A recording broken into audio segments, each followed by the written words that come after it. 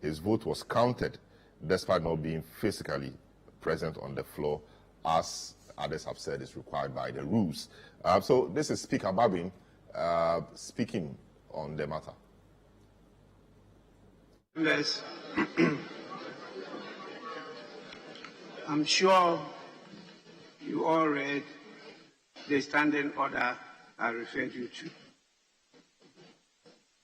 And so I will not read it to you.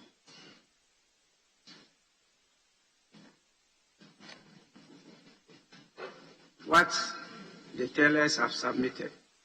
The ayes 137. The noes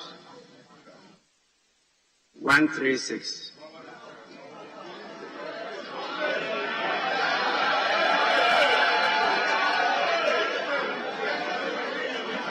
Honourable members,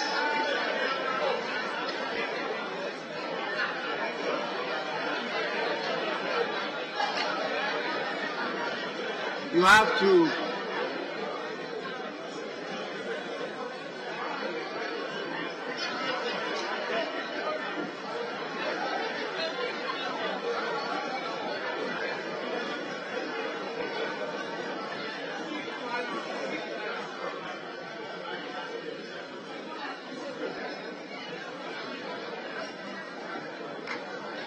as you sit, God created the human being in a very beautiful way. As I'm looking at you, I can't see my back.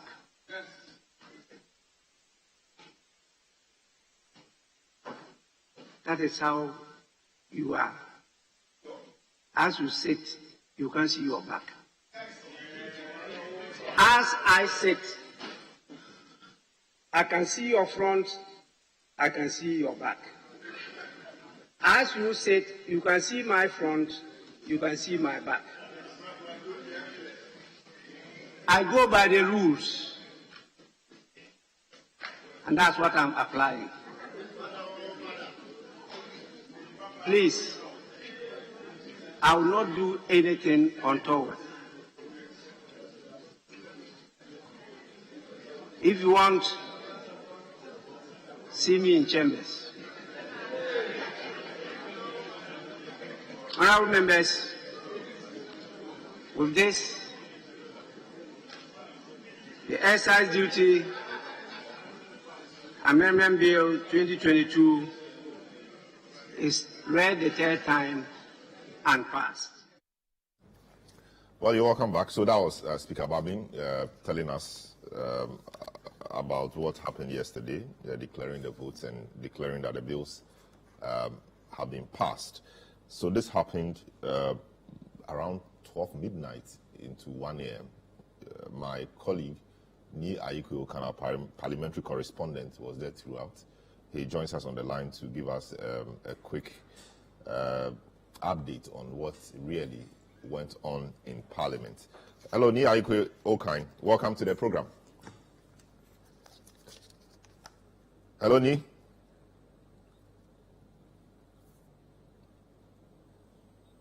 Hello. Ni Ayikwe, can you hear me? I'm not sure Ni Ayikwe can hear me. We'll rework the lines and get Ni Ayikwe to bring us the behind the scenes and how things happen. The fact that the Member of Parliament for Nanton, the Honourable Mohammed Hadi Tuferu, was involved in an accident on his way to Parliament. Very unfortunate. Thankfully, it was not fatal. He had to be driven to Parliament in an ambulance. Speaker had to send the two whips to ascertain his condition, to be sure that he had capacity, that he was of sound mind. He could think, he could reason, he could make or take a decision. Voting is decision making. Voting is decision making.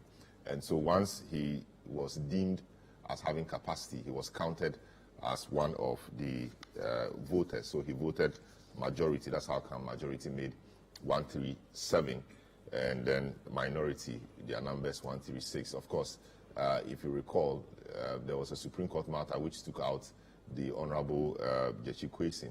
President Mahama earlier in the week said that that decision has been very unfair to the people of Asino. But of course, the discussion arguments will go on whether indeed it was a good decision or not, and whether the presence of Jechi Kwesin in the House would have changed anything. If he was present in the House, that would have been 137, and the motion would have been counted as lost according to the rules. But that is not the situation. 136, 137 is what we have. Ni Ayikwe joins me back on the line. Ni Ayikwe Okine joins me back on the line. Hello, Ni. Welcome to the program. Thank you, Salom. Yes, you must be very tired. The proceedings went very deep into the night. But can you, first of all, tell us what you know about what led to the accident of the Member of Parliament for Nanton, and what you know about his condition as we speak? Well, so yesterday, Parliament had to rise for the Easter festivities, but before this could take place, they had to consider some key agenda for the House, and precisely having to do with the revenue bills, talking about the income tax amendment bill, the excise duty amendment bill, growth and sustainability levy bill, as well as the Ghana Revenue Authority bill. So with this, it was expected that members of both sides of the House would be present in their numbers, and the Member of Parliament for Nanton, who is a member of the Majority Caucus, was expected to be around for the vote to take place. We had the information that whilst on his way to Parliament, he had an accident at Osu around the Ghana Institute of Journalism area. So unfortunately, he was incapacitated, but that did not deter him from coming to Parliament. He was rushed in an ambulance to Parliament, and we noticed the ambulance at Parliament with the whips, that's the whips on the majority and minority side, attending to him in the ambulance. I saw Habibi Brisu taking some selfie in the ambulance, and I'm pretty sure it was for evidence sake. So right after that, they had to move back into the chamber, and then subsequently the ambulance moved from the precincts of Parliament for proceedings to continue. So that was before the third reading on the excise duty amendment bill, and that was done and the vote was conducted.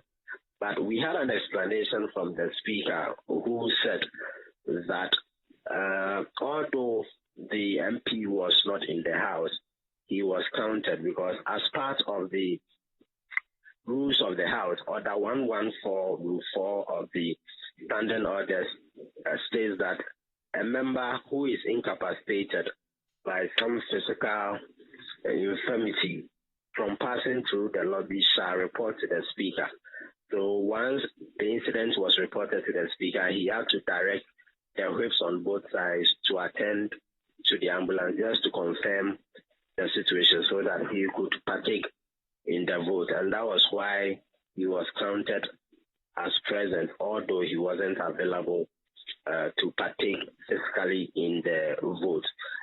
For this morning, we are yet to get an update on what his condition is. And when we get that, we wouldn't hesitate to make it known to our listeners and viewers.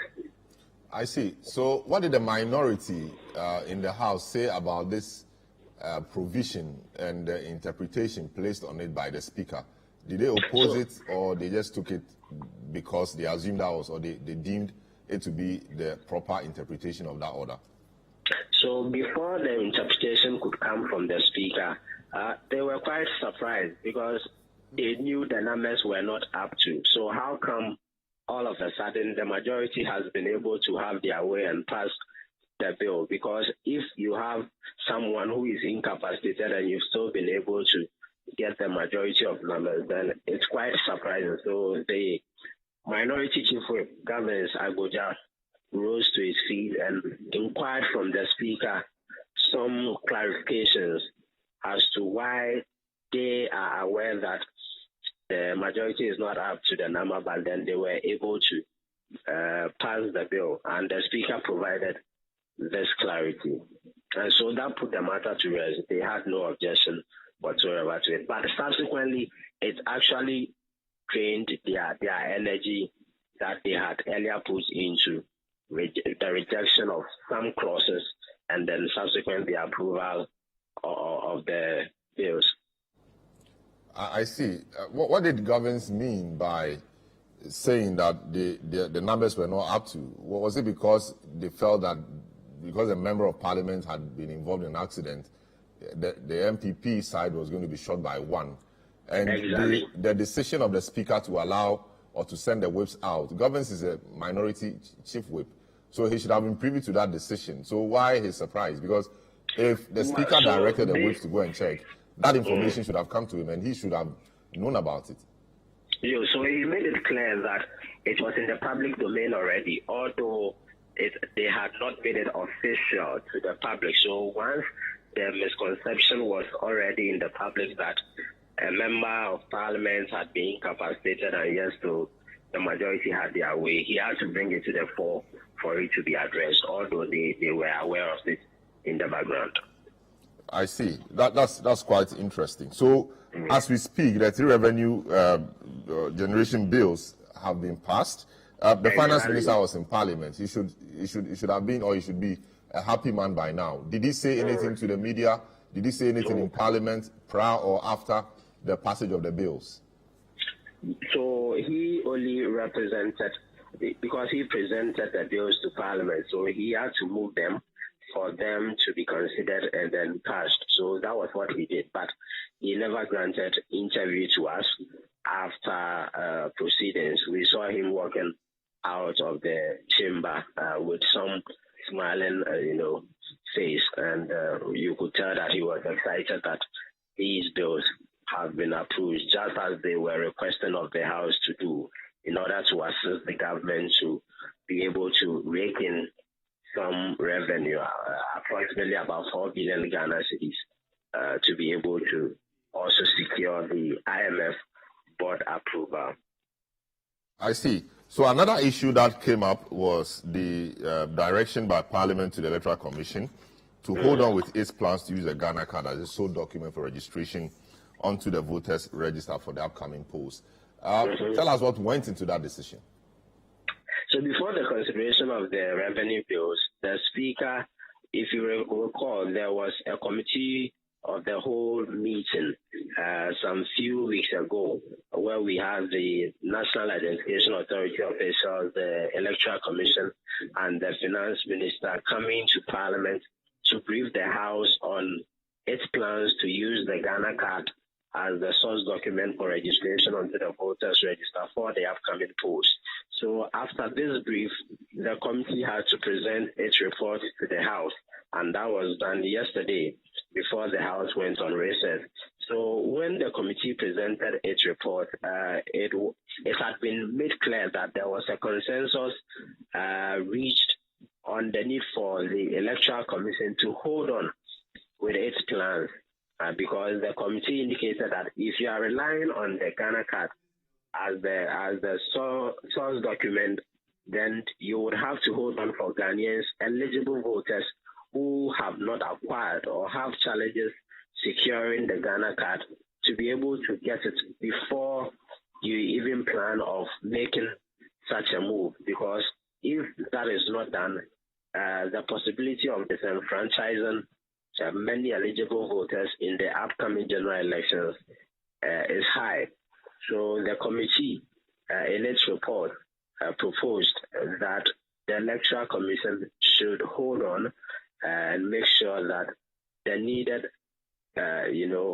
clauses or recommendations are considered. This so that the EC should maintain the guarantor system for the time being, and then make sure that every eligible Ghanaian secures the Ghana card before they present the CI for legislation and passage. I see. So Parliament rose last night. When are they back? This is an indefinite one, so the Speaker could not give us the precise date for resuming, but what we know is that it is likely that the House could reconvene or resume in May. I see. Thank you so much, Niaiko Kine. I know you are so tired, you should be exhausted. Just catch some sleep, rest, and then we see you later in the day. Thank you so much. Niaiko Kine is the parliamentary correspondent for City FM and City TV. He was in Parliament throughout the proceedings, and he just brought us some update. This is the big issue on 97.3 City FM. My guest for this morning, Dr. Alex Ampavin, Senior Economic Analyst, Natural Resource Governance Institute, Hussaini Issa, former MP Okarpe North and former member of the Finance Committee of Parliament, Franklin Kujo, President, Imani Africa, Kweku Ricketts-Hagan, MP, Cape Coast South, former Deputy Finance Minister, former Central Regional Minister, Dr. Joseph Obin, President, Guta. These are my guests for this morning. Gentlemen, you're welcome to the program. Thank you. Thank you, I started with you, Honorable Hussaini Issa. I mean, you've been in Parliament. You've seen these processes or proceedings many times. Is there anything of particular interest to you in respect to how these three bills have been passed and the matters that led to same? Good morning, Salom. Good morning to Doc, and good morning to our other panelists who are supposed to join us online. And good morning to the good people of Okarpe North, of course. Very necessary. Yes, my good constituent. Anyway. We understand. You understand, right? Yes. Okay. Salom, traditionally, it's been the case that when Parliament has to rise for every sitting, I mean, on the final day, there's this rush, and over time, I've wondered why we have actually not found an antidote to that. Throughout the night, some of us were struggling to keep up with proceedings in Parliament, and you had to stay up to 1 a.m. and all of that. I think that it's one thing that Parliament as an institution should look at. Parliament, I keep saying, is one of the institutions that we need to grow. If we are ever to benefit from the democratic governance that we have all accepted and ascribed to, we have to grow Parliament, and for Parliament to be able to stand on its own legs, be independent, just like the other two arms of government. Some of these things we have to actually fight, whether or not you are in the minority or majority. I mean, it's always been the case, and having to grapple with such important issues on the final day, where time was of an essence. I recollected that at one point, the majority leader had to actually appeal to the speaker to, bring proceedings to a close, because everybody was virtually dozing. We've been through quite a number of those experiences, and I think that we have to move away from it. I see. Let me just take a quick view on this one. How bills are rushed in the House on the last day or last few days from the civil society perspective. Is there anything that we can do about that? Is there anything that you think is untoward? People have said in the past that if you rush them through that way, we don't have the time, or we do not have the luxury of time to scrutinize them. I'm not sure if this is one of those bills that require that level of scrutiny, because it's been in the House for a long time enough. But your general views on how things get dumped, quote unquote, on the House and they have to be passed before they rise? Yes, I think, this is not something new, and I'm happy Honorable has recognized the challenge and the need to have some reforms.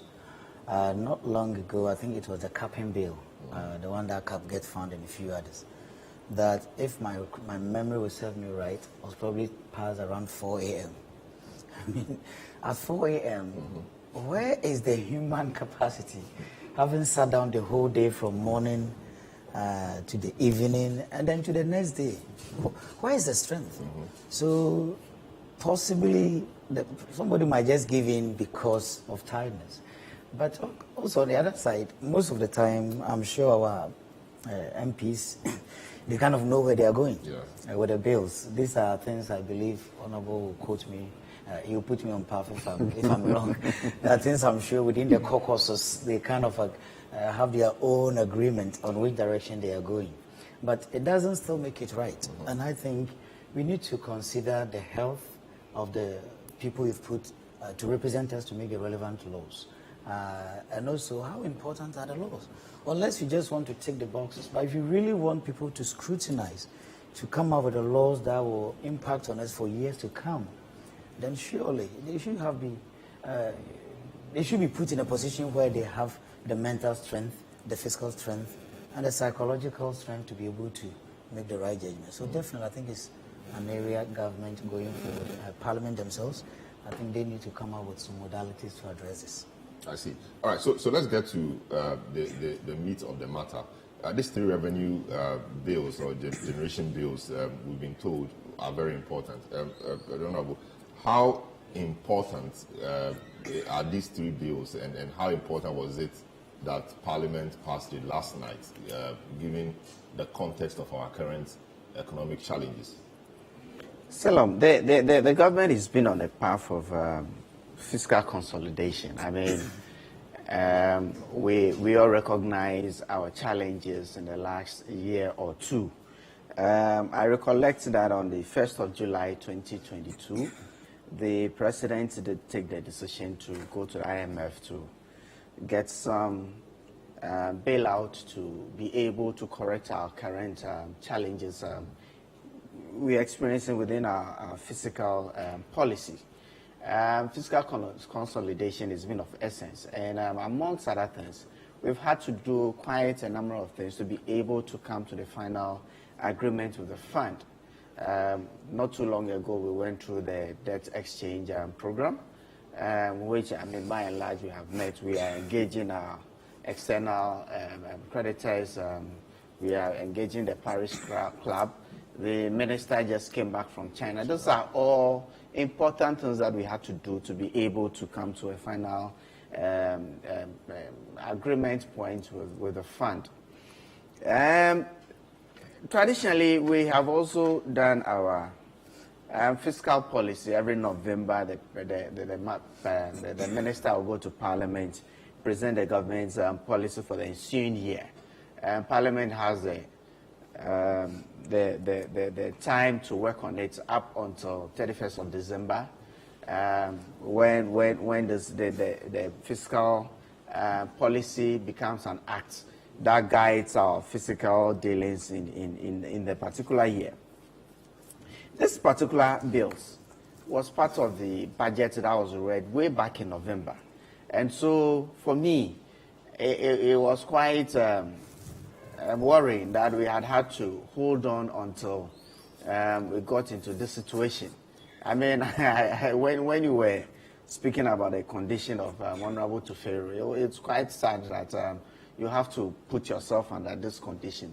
We thank God that Alice is still alive, and I mean, but for what he went through, I mean, it's sad. And also because of the numbers that we have in Parliament, I mean, it's also quite challenging for the institution itself in making decisions. I'm sure that in, let's say, the 7th Parliament, some of these decisions could have been done because of the numbers we had. Essentially, there were three bills that had been taken to Parliament by the President or through the Minister of Finance. As part of our fiscal consolidation, we had to look at the revenue inflows for the country. We had to look at our expenses to be able to sustain some of these things. Essentially, we have been running a cycle where we have all been complaining how much we spend on interest payments, how much we spend on compensation, how next to nothing is left, how our budget deficit is. I mean, we always have to look for alternatives to plug holes within our fiscal policy. So in this line of fiscal consolidation, we've had to take a holistic look at it. This debt exchange program was all aimed at rationalizing how much we have to spend every year on interest payments. I personally have my own thoughts about certain line items within the fiscal policy, specifically with compensation. In 2023, compensation is going to take about 45 billion. Compensation, that's a line item within the budget. But the question I keep asking myself, whether as a nation we are getting value for money, and what can we do to rationalize how much we are spending on compensation? Are we getting value for money for people who are paid?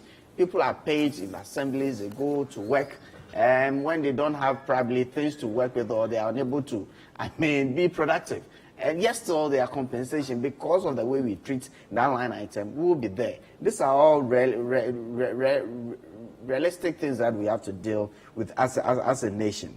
The revenue bills were also part of the minister's plan for 2023.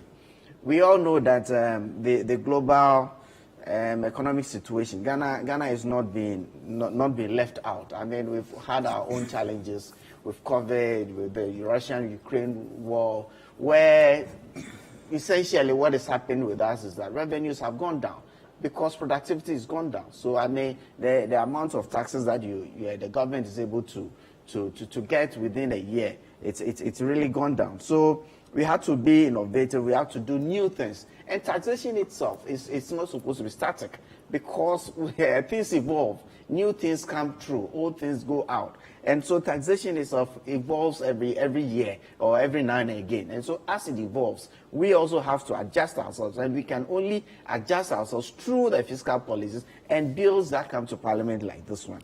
If you look at the growth and sustainability levy bill that went to Parliament, it was looking at the fact that government revenues are dwindling.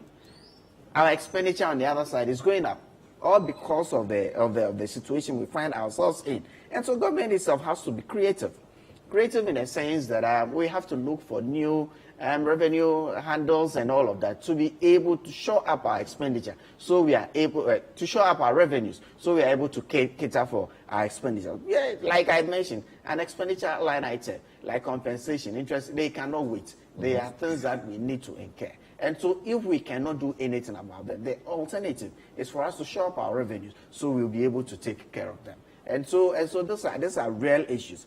If you look at the excise duty bill that went to Parliament, essentially, the aim of the bill was to harmonize taxes. Every now and again we have those issues of smuggling within the sub-region and all of that, all because of price differentials within the different countries. If wine is cheaper in Ghana, you realize that people buy wine from Ghana and smuggle it out to our neighboring countries. Through all of this, government loses revenues. So it is important, and we have ECOWAS protocols that ensures that tax levels within the various countries are harmonized to a large extent, such that smuggling and things like that will also be something that we can fight. Beyond that, there are new items, new consumption items. I hear there's something like electronic cigarettes. I don't know how long it's been around. Things like shisha, they are becoming, they are in vogue, I should say. And if they are in vogue and you are taxing ordinary cigarettes that we have known, the Tuskers and the Informals, I don't know if they are still on the market. The king size, I'm not too sure what's the embassy say. I'm not too sure what's on the market now. But if you are taxing these traditional products that we have known over time, and there are new inventions or newer versions of similar products, and they are not being taxed, the tax net. So they should actually be caught up, because ultimately they all have these health implications that will also put pressure on our health system. And so if they go on tax, it is also not a thing that we want to do. So this excise duties, they are aimed at, and I one of the in a memo for the excise duty, you realize that I hear that beers are taxed at a lower rate than spirits. And the difference between a beer and a spirit, I think there is alcoholic content. I'm not too sure. I think the spirit is higher, right? The spirit is higher.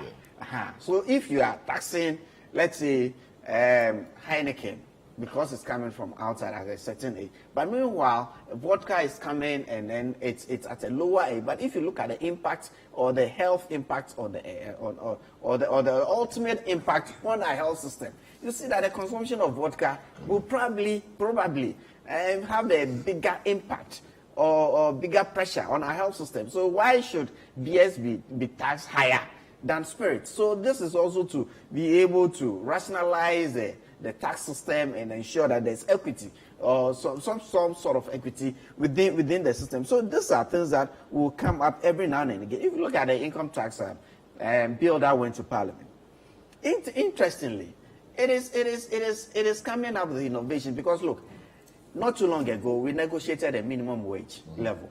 It has changed. And so the new brackets will all have to change. And it has ultimate repercussions on everybody who earns income that is taxed. So it is essential that we do this things annually. And they have been what the practice is. In this case, we even introduced a higher bracket for people who are earning much more than we used to have in our tax thresholds. And so these are all creative things that will come. And for me, essentially, one of the things that I was very happy with in our income tax bill was the introduction of withholding tax on realization of assets. Because now, if I sell an asset to you, it is for me to even withhold taxes on it and be able to account for it within 30 days. So that all of these things, it's a way of trying to expand the tax and to be able to cope in transactions which otherwise were not captured within the system. So these are all creative things that are, and also the taxes on lottery. Now the likes of my bets have become fashionable, I should say. I mean, we know people are making some livelihoods, and I hear there is a class of investors. And today being Saturday, 11:30, Liverpool is playing Man City. Everywhere you go in town, there are this group of people in my bets. I mean, some winners, and they win and they earn income and they go scot-free. I mean, this is a way of expanding the tax net, ensuring that all these people are brought within the taxation system. And so laws like this will have to come in every now and again. Essentially, it is worth noting that, look, when you come out with policies like this, you have other people opposed to it. I've heard some stakeholders, dealers in soft drinks and all of that, come in with alternatives and all. It's true. It is what is supposed to be, because at every point in time you don't expect that taxation policies, and because naturally people won't like to pay more taxes. You don't think that we are being overtaxed. I mean, the thought out there is that government is imposing too many taxes. At the last count, about 23 different tax handles, we understand. We have continually spoken about our tax. And it appears that the same people or the same institutions are being taxed to the point of death, but government doesn't appear to be barging. They keep doing it, and that is really a problem for industry. In there, I have mentioned taxation of lottery. It is new. Winnings on lottery. It is new. It is not the incidence of tax. I mean, ordinarily, we would love to. Everybody who has studied some economics or some taxation, I mean, expansion of the tax net has been so we are in the process. We've spoken essentially about our tax to GDP ratio within Ghana, and the need for us to catch up with our compatriots within the sub-region and within Africa. So some of these things are things that will be coming up. Nobody likes to pay taxes. But essentially, if you are a society or a community like ourselves, that is heavy on social interventions, that is heavy on the likes of free SHS, that is projecting policies like the planting for food and jobs, that is doing a national health insurance system that needs to be sustained. We have to, the revenues will have to come from somewhere to be able to sustain the systems. Very well. Let me go to, I'll come to Doc. I'll let him speak and we'll put the two views together. Let me speak to Guta. They are a stakeholder in this. They were not happy that government was even thinking of passing these bills, let alone now passed. The president of Guta, Dr. Joseph Obin, is on the line. He's joined us to offer some perspectives on this. Hello, Doc. Welcome to the program. Initially, we heard you were not very pleased with the proposal or with the government's intention to impose these taxes. Now it's been passed. Of course, President will have to accent to it for it to become law. What's your initial thoughts on the passage, and why were you opposed to it in the first place? Yeah, businesses are overburdened, and as they have passed it like this, they have succeeded in impeding the growth of businesses. Now, government-owned initiative of 1D, 1F, this one is counterproductive to it. If somebody have to do value addition, for instance, on fruits, to make fruit juices and all that, the person is going to pay 20%. As a tax stamp. and this one is counterproductive. Businesses are overburdened. We are not competitive in the sub-region. The business that we do not do in isolation. We are in competition with other sub-regional member countries, and we are out of competition. The doctor was saying that we are not at par with them. No, we are over and above the taxes that is being paid over there. That's why most of us have to go and buy goods from Togo, buy goods from Benin and Nigeria. Why? Because cost of doing business in those countries are extremely low, lower than that of Ghana. Only 3 days ago, the GAPOHA called all the stakeholders who do business at the port, and laid before us that traffic at the port have gone down. It have gone down, and that the volume of traffic there is not anything to write home about. And what shall we do? And we say, what do you expect when we are being overburdened with taxes and we are in competition with other ports in the sub-region? Cote d'Ivoire is on your western side, Togo is on your eastern side, and you think you can do this, and people will still, where businesses are overburdened, and the government itself recognizes this, and that's why when they assumed office in 2017, they said that businesses are overburdened, and that we are overtaxed, and that we are not progressive, and that's why they removed all nuisance taxes just to alleviate the plight of the trading and then manufacturing and the farming communities. And these taxes are creeping back in folds and in other forms to the extent that we cannot take it any longer. The growth and sustainability levy or tax is said that it's going to make us pay multiplicity of taxes. What is going to happen is that when MTN is going to pay the 5% on their gross profit, they are going to offload it on the end user like us. Insurance companies will offload. They are not going to absorb it. The banking institutions, they are all going to offload this 5% on it. It becomes multiplicity of tax payments, and that's why we call it obnoxious tax system. Apart from that, we ourselves are also going to be burdened with extra 2.5 on our gross. It's not a joke. That's why we are not being competitive. And when taxes are taken from the left, interest rate is taken from the right. When the monetary policy rates have been increased to 29.5, it means that the commercial lending rate is over 40% now. So how can somebody, now government says that we should look from within and ensure that we enhances on local productivity?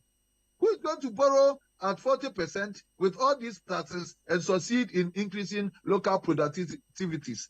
And that's why we wanted the government to hold on and say that these taxes are going to pile out on just a few of us. The Ghana Revenue Authority says that effectively about 13 million of us are capable of paying taxes, but less than 6 million are captured into the tax net who are paying. We can expand the tax net.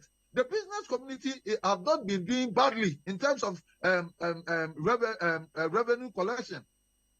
Last year, when businesses were that bad, that exchange rate was taking a chunk of our capitals and all that, we were able to exceed our targets in revenue targets. We exceeded, and the preceding years, we exceeded targets. So if you're able to exceed your revenue targets, then you still have a problem. Then you have to look at your expenditure. Value for money. Expenditure. That's what we are talking. Then we can't tax us and then overspend it. We have to prioritize our needs. And we haven't done that. And we do things for political expediency. Like they scrutinize and squeeze us to pay these taxes, and then we give to nurses allowances. We give something like nurses allowances, teachers allowances. That even the advanced countries cannot even do that. That has been the pain. That has been the problem. And then we are very disappointed in the way we are doing our democracy here. Are we practicing democracy of imposition here? I'm disappointed in Parliament because Parliament doesn't represent its interest. It doesn't represent the interest of this political party. The Parliament that we have in this democratic dispensation represents the people of Ghana, the generality of the concerns of Ghanaians. That's what they represent. And that's all business associations, all business stakeholders have talked about this. That this thing is going to impede on our growth. This thing is going to render us irrelevant. Even in the scheme of affairs of the Continental Free Trade Area, we are completely irrelevant. The cross-border trading activity that we do in the sub-region, we are uncompetitive. That's why we go to Togo and buy goods. How can Togo be more attractive in business than Ghana? Because the cost of doing business is very high and we are losing out. And that's what we are talking about. It's not that we don't want to pay our taxes. We are doing our best. But we all recognize, including the government itself, that over-taxation impedes on the progress of businesses, impedes on productivity, and then sustainability of the country itself. So it's a counterproductive. And that we could have paused, and then we all sit down, and then find alternative means of getting this revenue to convince IMF. And that's what we are talking about. And that if we have paused and for us engage the stakeholders, we could have started. Because we all have to plug the loopholes. The tax exemption bill that we are scared or timid of saying that we do not need any tax exemption, and unless it is very important, we give. That alone could have given us about 2 billion that we are searching. About 2 billion tax exemption only. The leakages at the free zones, the leakages at warehousing, and all that could have plugged the leakages and then ensure that we have alternative solution to give to IMF for the same. IMF didn't impose these obnoxious taxes on us. They told us to give us alternative. Government do not do business. Government gets its taxes through the business, the sources of business, and they get their taxes for business. If you succeed in collapsing businesses, where are you going to get the tax? Very well, Doc. I want you to hold your thoughts there for me. I'll take a short break. I'll come back to you so you conclude your points. I'll take a short break, return, and then we'll continue this discussion. This is a big issue on 97.3 City FM.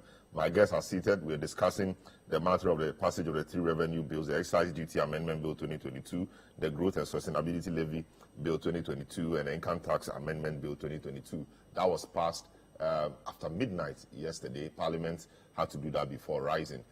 We will return and then continue the discussion. Don't go away.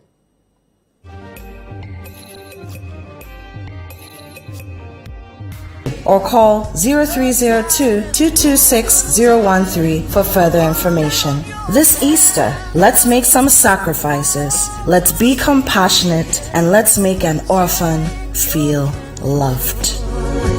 Go light your world. Take your candle and go light your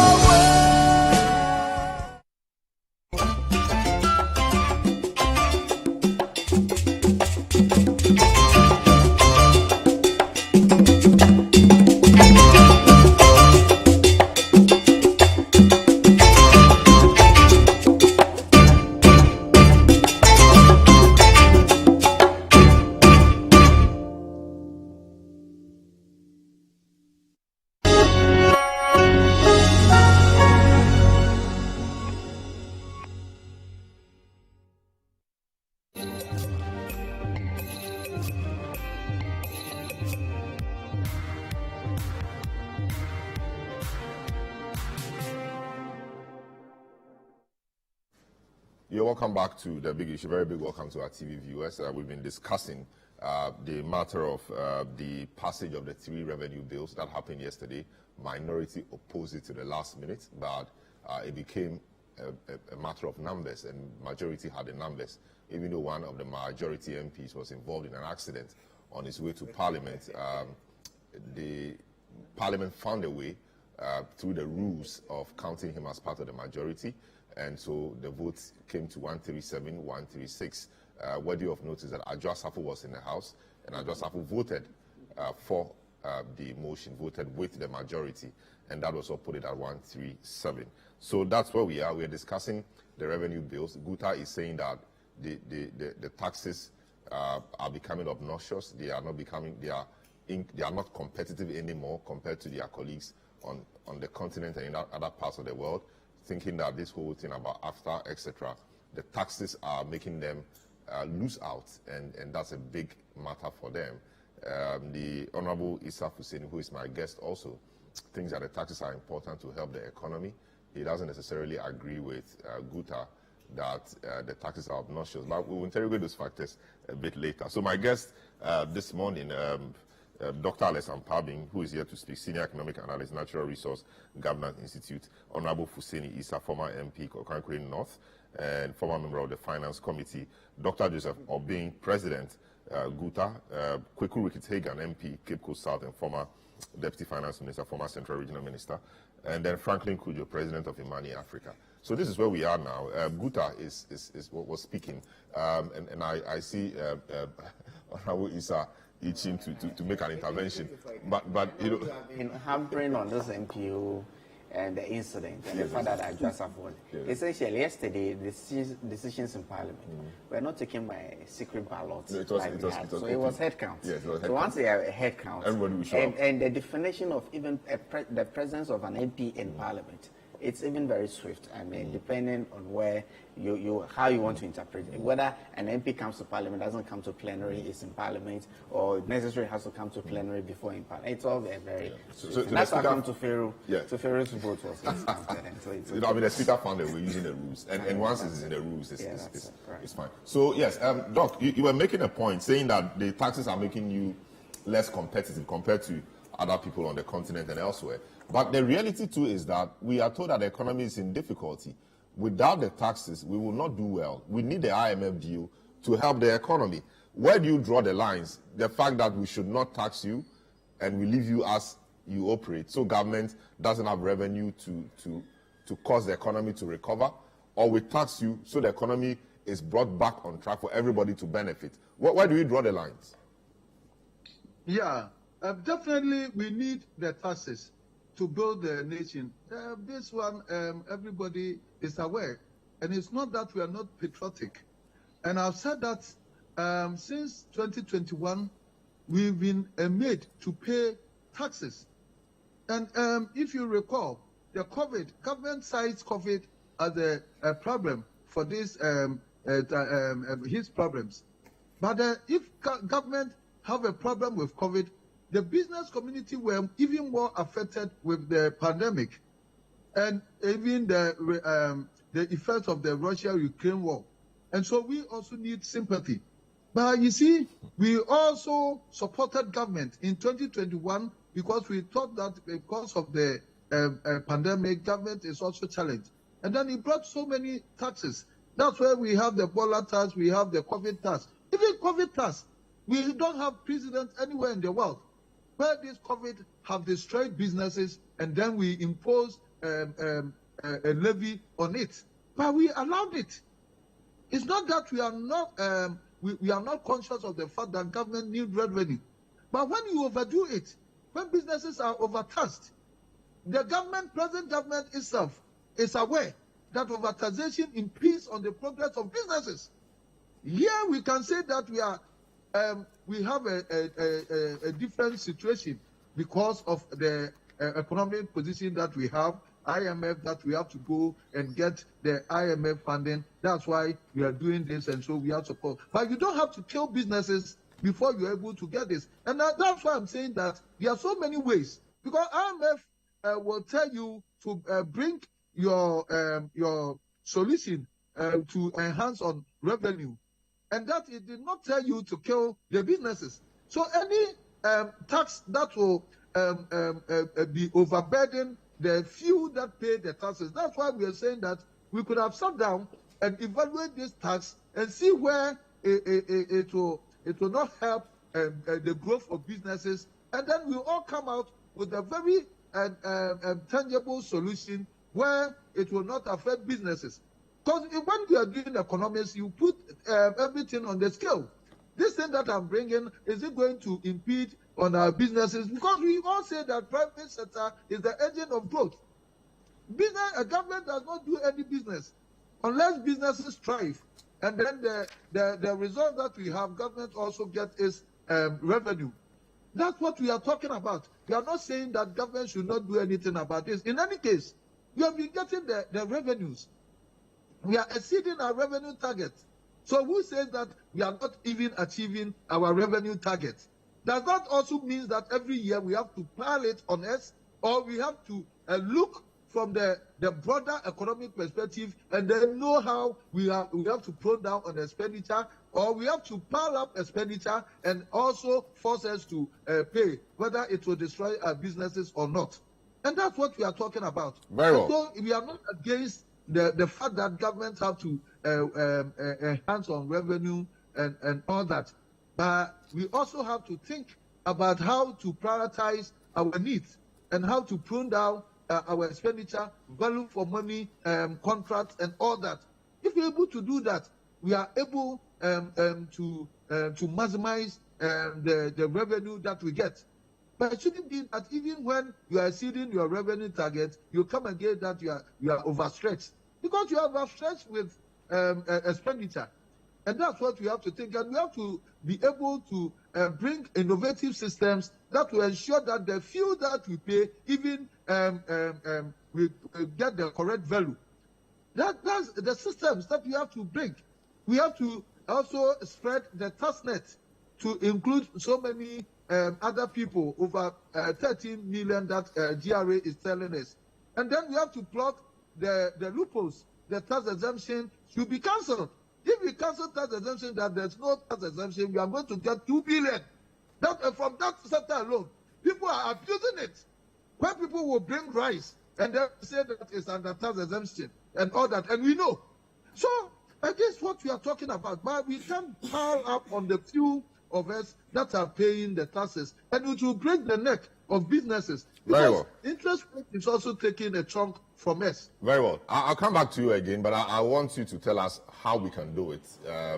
Tell us what Guta thinks government could do instead of imposing taxes. Other ways government could raise the money.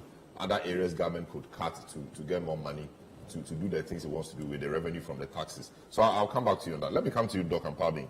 I'm good to have you. But, of course, the 3 revenue bills now have been passed. The President will sign, and I'm sure he'll sign it very quickly.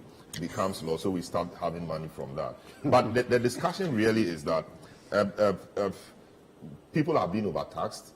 Businesses are being overtaxed, at least when you hear what Guta is saying. Where really do we draw the line? Do we continue taxing industry, private sector engine of growth, so they are no more productive, they are no more competitive?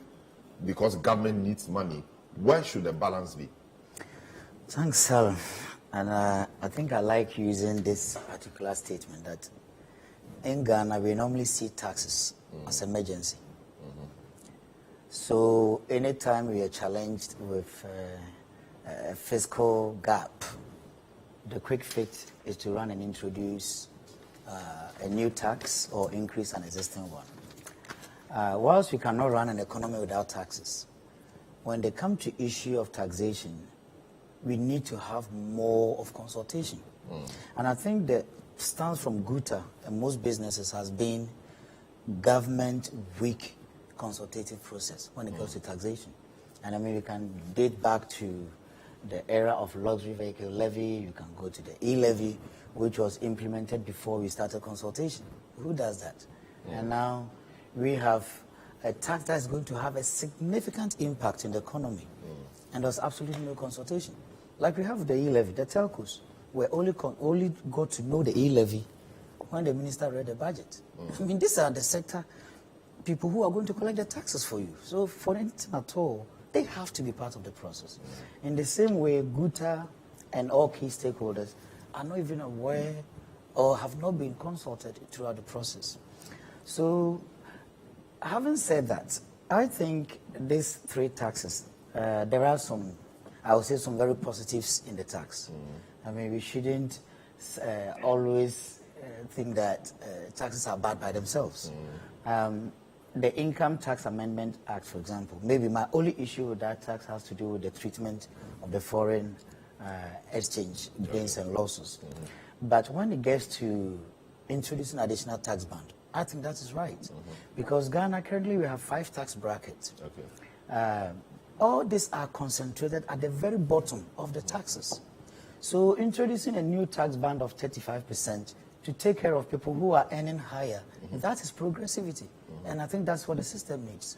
And I'll really be surprised if anybody will go against that 35% tax bracket. I remember the civil society, we have what you call the CSO budget forum, which the minister, we normally engage the minister throughout the budget. We even made proposal for 40%, because we think those at the top end should be contributing more. Currently, if you earn 365, you're tax-free. Earn 366, you're already in the tax bracket. 300 Ghana, 366. But then somebody can earn 80, 100,000, and their marginal rate of tax is 30%. So introducing additional tax band, to me, is a progressive way of promoting fairness in the tax system. So I don't have issue with that. Also, the tax on realization of assets. Currently, you can buy a plot of land, you can sell it the next day for double the price, and it's really, really difficult on payment of capital gains. Well, whether the laws are already there, but that brings me to the issue of compliance. I think the government has to do more with regards to compliance, not necessarily introducing more taxes. And the reason with the realization is that I'm very happy with it appearing in the Income Tax Act, but I think there has to be more. Now, if I have a land and I sell it, there's no chances that you might not even know, government might not know that I have sold my land to somebody. So now, how do we make it mandatory that if you sell your land, when it gets to the point of transferring the ownership to the next person, Lands Commission has to automatically send message to the GRA. So GRA is able to tell. How do you make it mandatory that once you acquire a land, within certain period of days, you have to register it? Once you sell your property, the capital gains, how do we administer it? The laws are there, but we are not employing them. I mean, we are not really applying those laws. The laws really are there. But exactly. We don't apply them. So the application is where the challenge is. So yes, the realization of the asset is good. And Ghana here, we don't have inheritance tax. Inheritance tax don't really exist in our books. We only have gift taxes. Now, you have few rich people, not even few. I mean, those who are into properties, it keeps moving from one generation to another, with few enriching themselves with properties, transferring to one another. But because you don't have explicit laws on the on inheritance taxes, gift tax enforcement is another issue. Look at even the reality of it. The gift tax, that when you get a gift of more than 50 Ghana cedis, you have to pay tax on it. So I don't know if I dash you 100, you should go and pay tax on it. So you see, some of the aspects of even our tax laws need to be properly modified.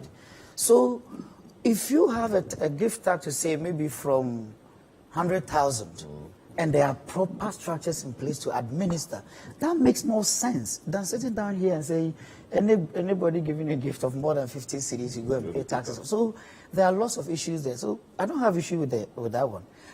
On the excise, again, I don't have much issue there. The only issue probably I have is that the local beverage companies, most of which were paying nothing, I think now going to pay about 20%. So how does that jump in the excise going to impact on their operations? I was listening to the chairman, I think Mr. Abuaji, of the Ghana Chamber of Commerce. He's saying that some companies have already decided to relocate to neighboring countries of Togo. If this is true, then government have to relook, because the economy unemployment level is really going high. The only issue I have is the lottery winnings. Of course, I'm not one of those investors. But you see, most jurisdictions don't tax lottery. And the reason is that lottery is a chance. It's something that somebody can be playing lottery for maybe 10 years. The person won't win. Exactly. He'll be, and it's not an expense they can claim when they win. Ideally, for businesses, when you make losses, the next year you make profit, you can claim. But for lottery, government will have no idea. Probably I've been doing this for the last 5 years. I've invested over 10,000. Invested for the whole season. The whole season. And then the last day, Arsenal won. Yeah. And then, which is what I'm praying for. And then maybe doctor is also to check behavior. And that brings me another question. If it's behavioral change, then the way the youth are trooping in, I do believe definitely it's an area because gambling, too much of gambling has other implications. But those ones I believe that the Ghana Gambling Commission can take care of. But the Games Commission. Sorry, but I think the gambling, I have small issues there. My biggest issue on this whole three, so far the two, I don't have much issue. It's on the last one, which is the growth and the sustainability levy. I really do think that government should have a proper look at this again. And the reason that appears to be the very big one. That's where a lot of the money will be coming aiming to raise about 2.2 billion. 2.16 billion. You see, the country is going through a very difficult time. No waste about it. Now, we have categories A, B, and C who are going to pay the growth and the sustainability levy. So the A categories are those who are currently already paying, and they've added few companies to make it 15. So you have the telecom companies are going to pay, the likes of MTN, Vodafone, and the rest are going to pay. You have the breweries, they are going to pay. We have the insurance companies, they are going to pay. We have shipping companies and the oil marketing companies, all are going to pay. Those in the category I'm so worried about are the banks. Yes. Government debt, we have been told 33% of it is owned to the banks, for which if you don't provide the needed support, most of these banks might be going out of business very soon.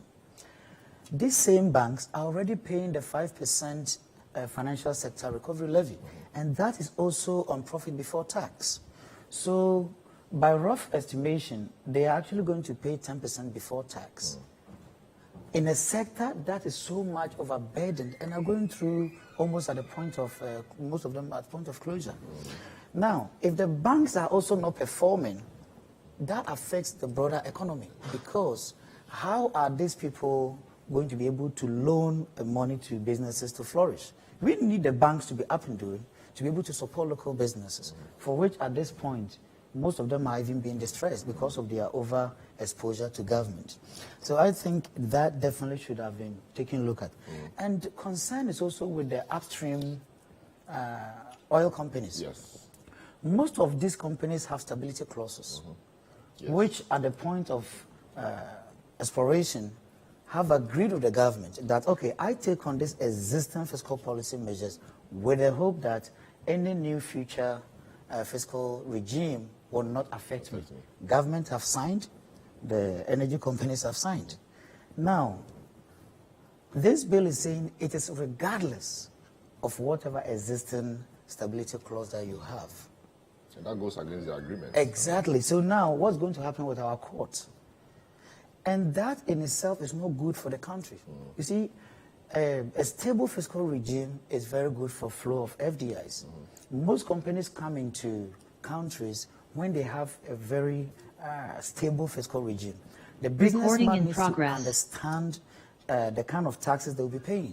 The businessman needs to understand from the onset so they can plan. Investors need the same to make decisions on where they put their money. So if you're going to the point where any economic challenge necessitates the introduction of a new fiscal regime, I really do think that if government had consulted, probably one best option could have been, okay, why not allow us to operate?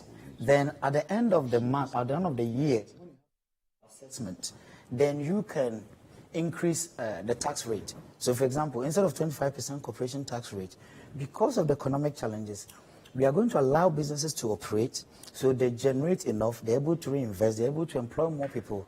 Then once they declare the profit, we rather increase the corporate taxes.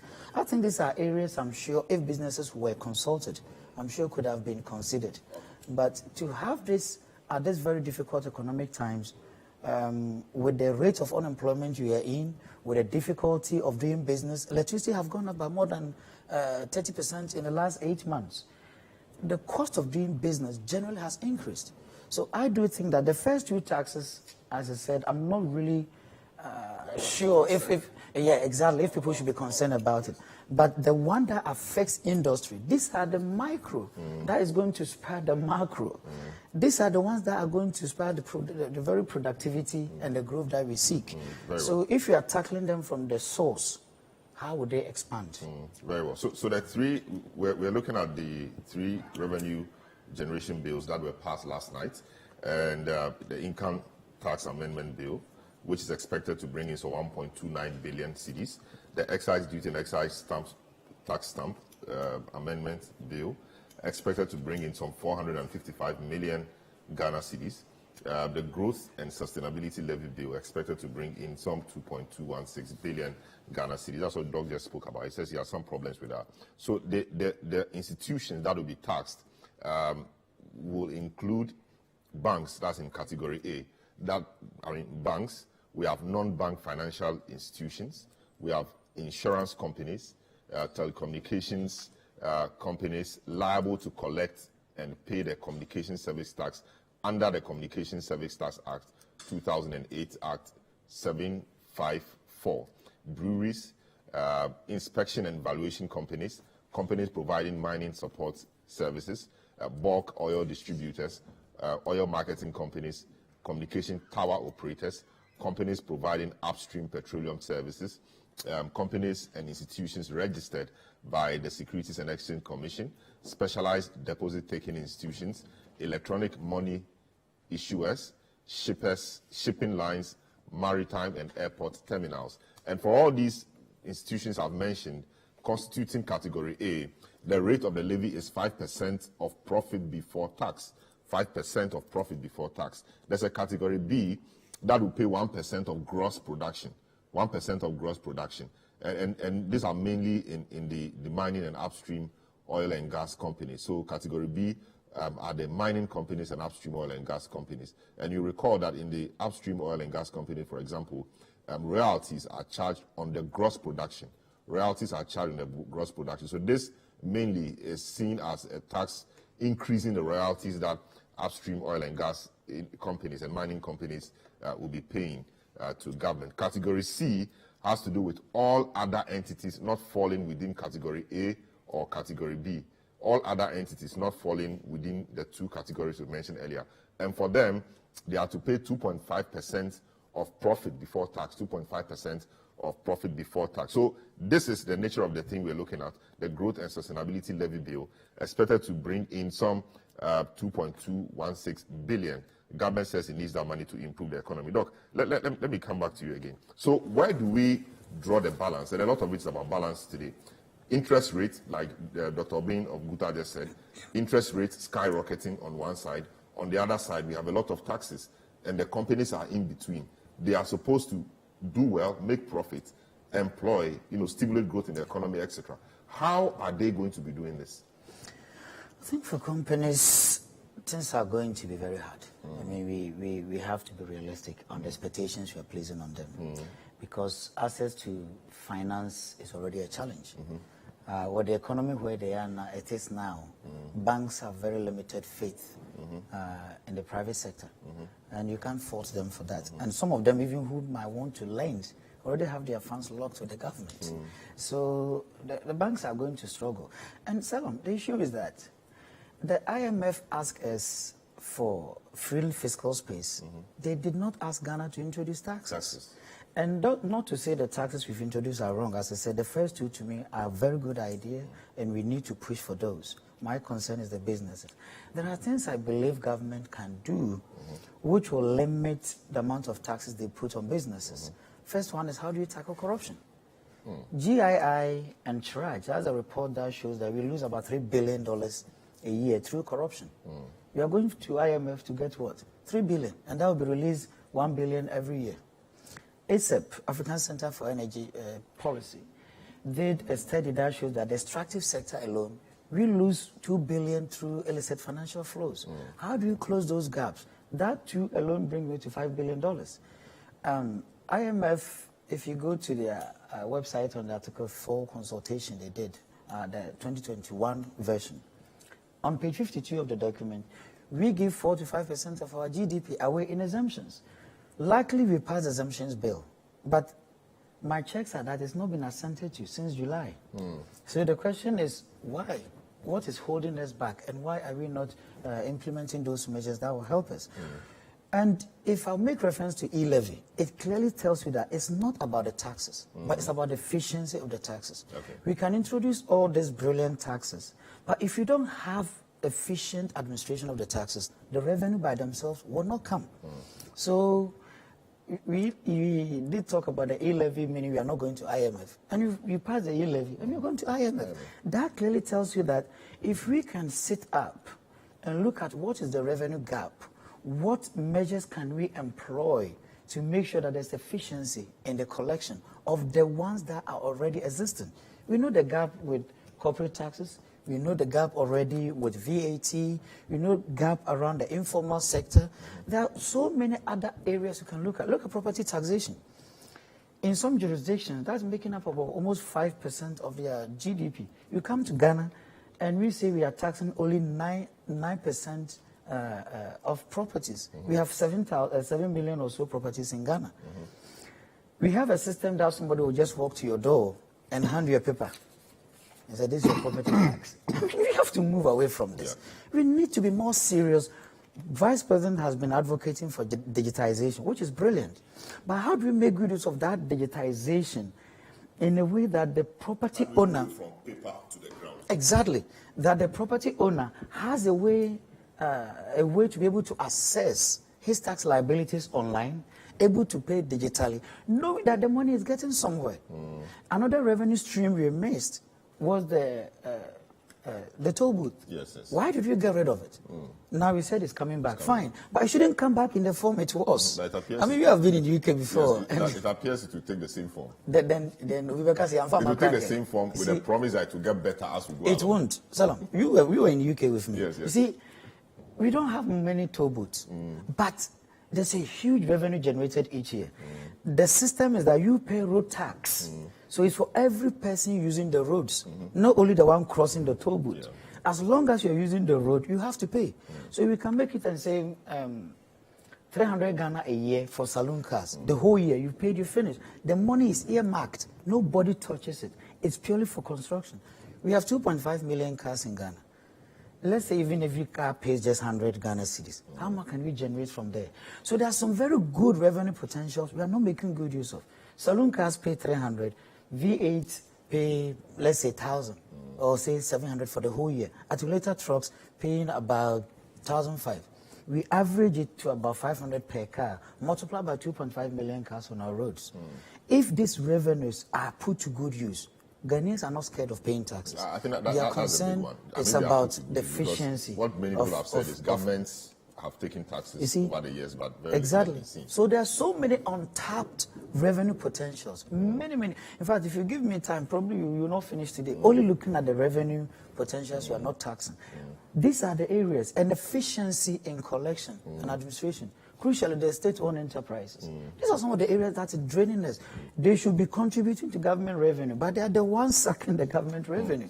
And unfortunately, these are the ones their CEOs have been rewarded. So how do we move away from that dependency of state-owned enterprises on government resources to the point where it's more targeted, it's more driven, and it's more about performance? And that you're not going to get that V8 as a CEO in a state-owned enterprise if you're not performing. How many of our SOEs are declaring profit? So, we have a long way to very well. So let me talk to the Honorable Kweku Ricketts-Hagan. He was in the House yesterday. We're so grateful that he's been able to join us despite leaving the House very late. and trying to cut some sleep if you did at all. Honorable, yeah. You're welcome to the program, and we're just discussing your work last night, or was it early this morning? I mean, how you guys were able to pass the 3 bills despite your opposition. And so we have the bills now. President will accent to them, and we'll start benefiting. So now it's been done. I don't know if you want to talk about the process that led to that, but it's been done. What can we do to ensure that the revenues that we get from there will be put to good use? Or how do we ensure efficiency in the collection, maximize the use of the revenue, etc.? But you may start from how we got it. Thank you very much, and good morning to you and to Doc and my brother here. It was quite a night, and this kind of drama has been going on in Parliament, for quite some time now. We're getting to the end, and my brother very much knows about it, getting to the end of the session, or the meeting in Parliament, sitting. We tend to load ourselves with all the manner of things that the government wants to achieve, under the sun on those few days. I think the structure of Parliament in terms of people in Parliament, where about 50% or so are ministers, is also part of the challenge that we have. On the majority side? Yes, on the majority side. They are members of Parliament, should be part of, and they tend to hold, because they present government business. So if they want to have their numbers there, they need to make sure that they whip up their ministers, and they could be at various places. Sometimes some are even out of the country, and they need to bring them in with a private jet or whatever it is. So that becomes a problem. I have, but there is an evidence. We know that. Yeah. So I'll just think you just have to bring it back. Yeah, we are looking at the challenges while we are where we are. So I wouldn't, talk. It ends there. No, you've been deputy minister of finance law, so you should know. Yeah, and so that's a problem. Quite a while ago, I was thinking to myself, is it possible that probably Parliament will work in the evenings instead of in the morning? If we are going to carry on with this tradition of having a constitutional mandate, the president of getting 50% or so from Parliament, and these are ministers who should be doing some day work at the ministry. Is it possible that they could be coming to Parliament then after the most of the day's work? I think the idea came up earlier when we had this hang Parliament, Honorable Babin, or right, Honorable Babin. But obviously, I don't know how. Obviously, I haven't heard anything, about that. So we are where we are as a result of having to pack government business just before we rise, and they want everything done. If you look at the other paper yesterday, it was huge. It was huge. That tells you that there are so many things that they wanted to do, including loans. Oh, so you passed loans yesterday? We'll come to that. So, obviously, we knew that we were going to go into yesterday with these tax bills, and then the CI report. So these were the two main items among many that were sort of staring at us in the face. And these are things that require bringing everyone to the chamber, because we knew that with the kind of Parliament we have, there's likelihood that we will be doing some kind of voting. So we looked at the CI report yesterday. In fact, Parliament did not actually sit properly on these matters until around 6 o'clock or so. In the morning, we were doing statements and questions. I'm not saying these things are not important, but in order of priority, as we are rising, you would have thought that the government business will start with the essential things. The government wasn't ready. Everybody was around. So that's a problem. Yeah, that's obviously the problem. So in the end, we started the business, and then we got the report on the CI. and what we wanted the report to reflect were in there, and that our position is that Ghana card cannot be the only identification, and that this what is it called? What do you call a system of somebody vouching for you, that guarantor system, So we are hoping that when the CI eventually arrives, it will reflect these things that we have agreed on. So then we went to what I thought would have been the easier bit, and that is to do with obviously the taxes. And I heard Doc when he was talking, basically explaining, all these taxes and what they are and all that. So I wouldn't go over those again. But it is clear from what he has said that we probably now have an understanding why we have the GUTES and the AGIs and food and beverages and all that up in arms against these taxes, because they thought that these taxes will obviously affect their cost of production. It will affect their possibly laying people off, and of course obviously get passed on to the already overburdened Ghanaians who are having serious hardships as a result of the economic situation that we're in. So then you ask yourself, is this really the clever time to pass things like taxes, especially coming from a government that told us that we are moving from taxation to production? And it looks as if they are doing the reverse. But then again, that's typical of this government. What they say and what they do are always moving in opposite directions. So let's not. Let me just say. Just go ahead. So obviously, these taxes, you think about it. Look, no economy can tax itself out of the economic challenges that we have. No economy can tax itself out of poverty. No economy can tax itself to prosperity. Economists will tell you that if you really want growth, you have to look at some critical taxes that probably should be reduced so that businesses will have the money to be able to invest in the business, hire more people, produce more, pay more taxes, and then you get yourself out of these challenges. So to be doing something which is completely opposite and be blaming it on the IMF, which is not true. The IMF told you. When you go on an IMF program, it's usually about fiscal consolidation. You of course have to enhance your taxes, rationalize your expenditure, make sure you reduce your deficit, which eventually accumulates to your debt. That is the principle. So if they tell you that, look, go and enhance your taxes, and you choose the taxes you are going to enhance, which are counterproductive, don't blame it on the IMF and say that if we don't get those taxes done, we won't get into IMF, we'll have challenges. When the IMF window for the March had already closed about a week ago, that the board had met and your paper was not on their table. They say when your what is it called? Your name is not in the hat, they can't pick you. So the likelihood is that we're probably going to go maybe towards the end of June or for the next time round. So then you ask yourself, is this really an urgent one, or should we look at? But obviously they had some of this in the budget, which we approved.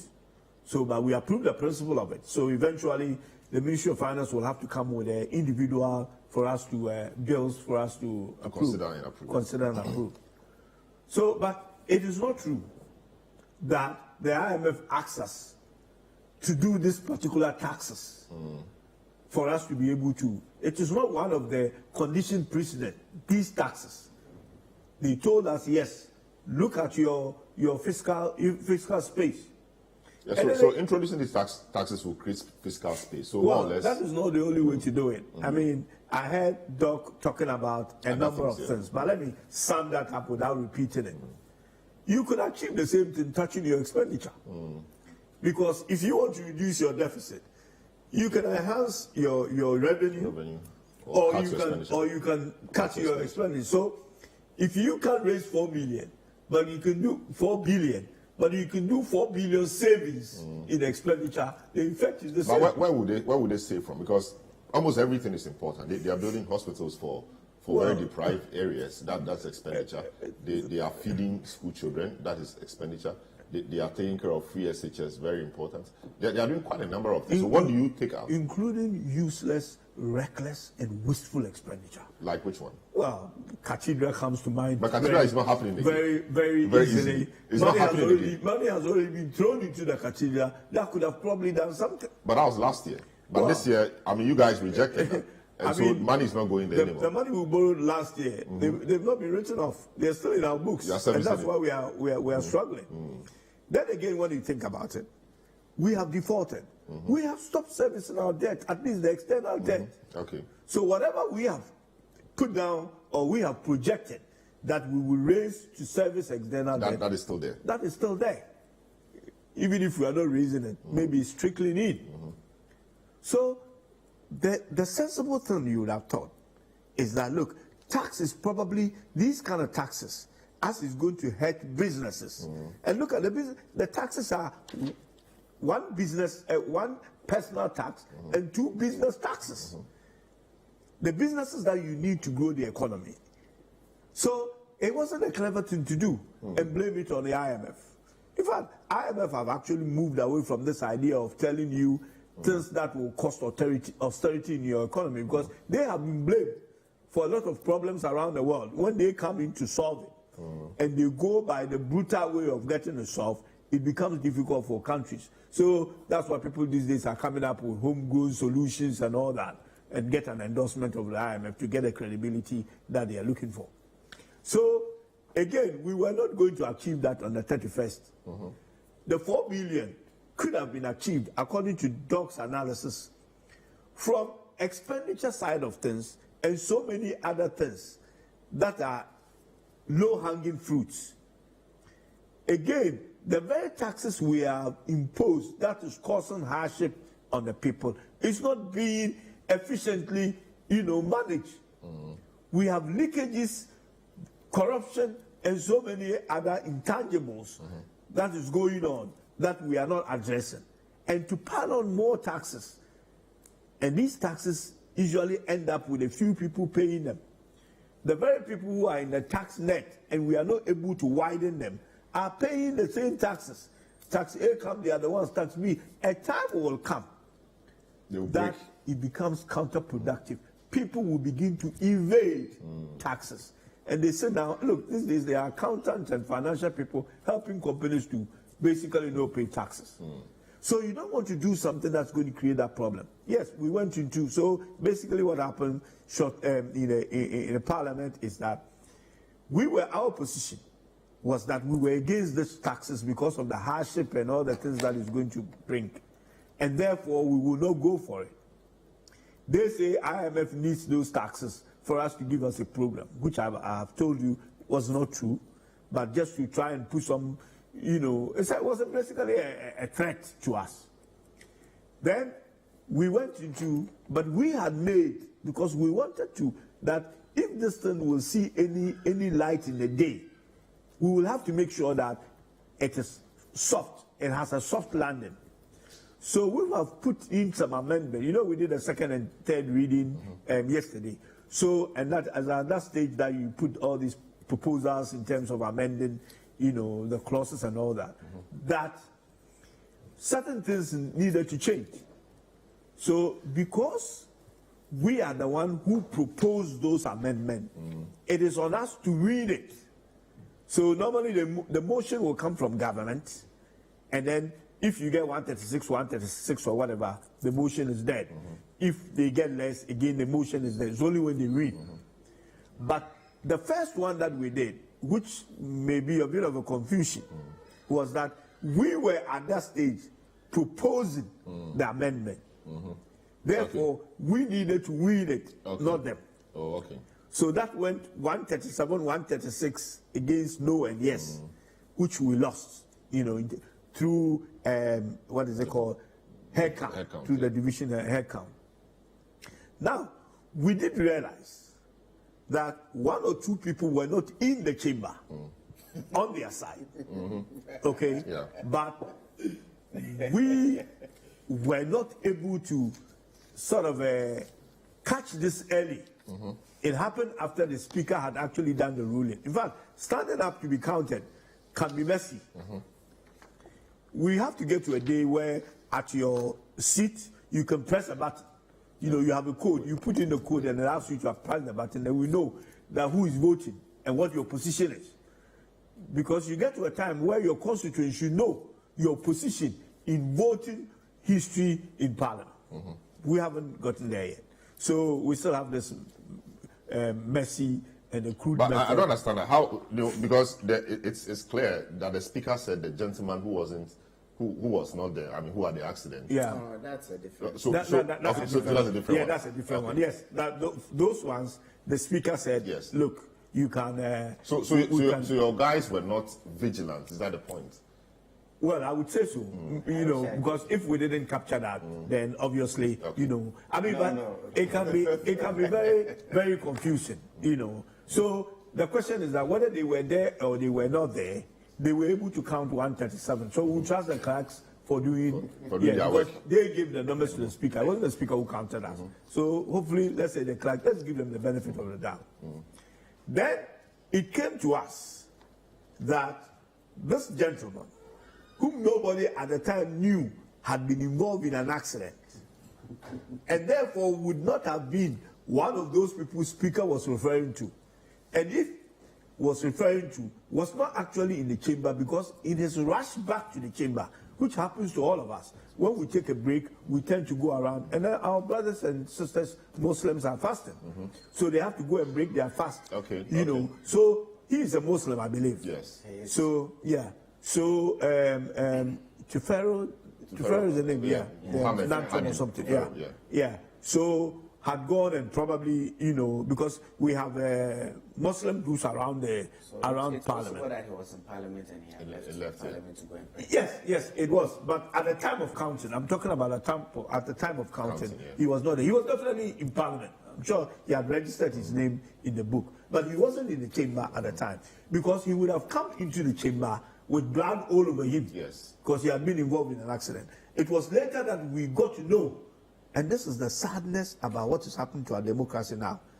That look, even if you are dying, They'll bring you to they will Parliament. bring you in, vote and die. Obviously, you see, You know, and it's becoming something. a problem. Because, We saw one with the Honorable Kum. yes, come. And then look, they had to carry the thing to him, and the guy was physically shaking. And you think, is this what this has come to?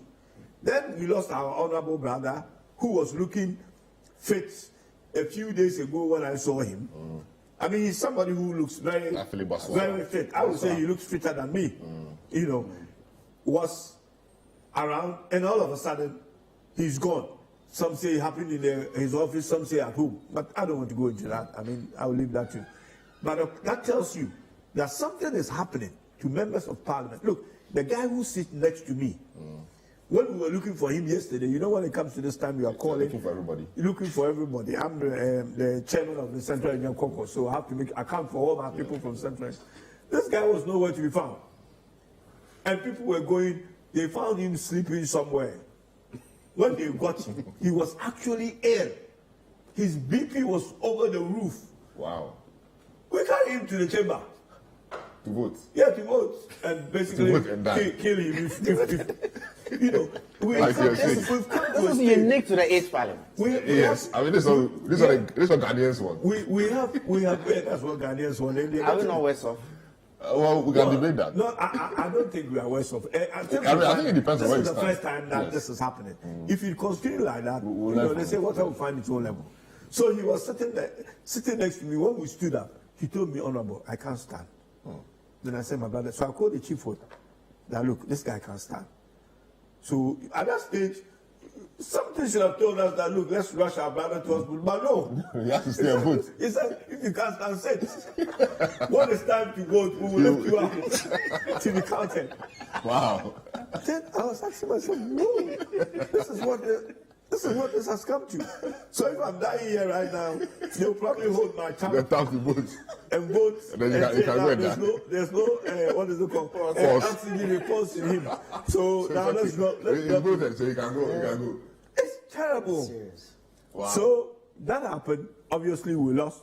So when we lost, and they said that they have their 137, I even went to leadership and said, look, what we do next is a useless exercise. Because if they have their numbers here, then going through all these processes and voting and all that, and Speaker previously had talked about our health and everything, you know.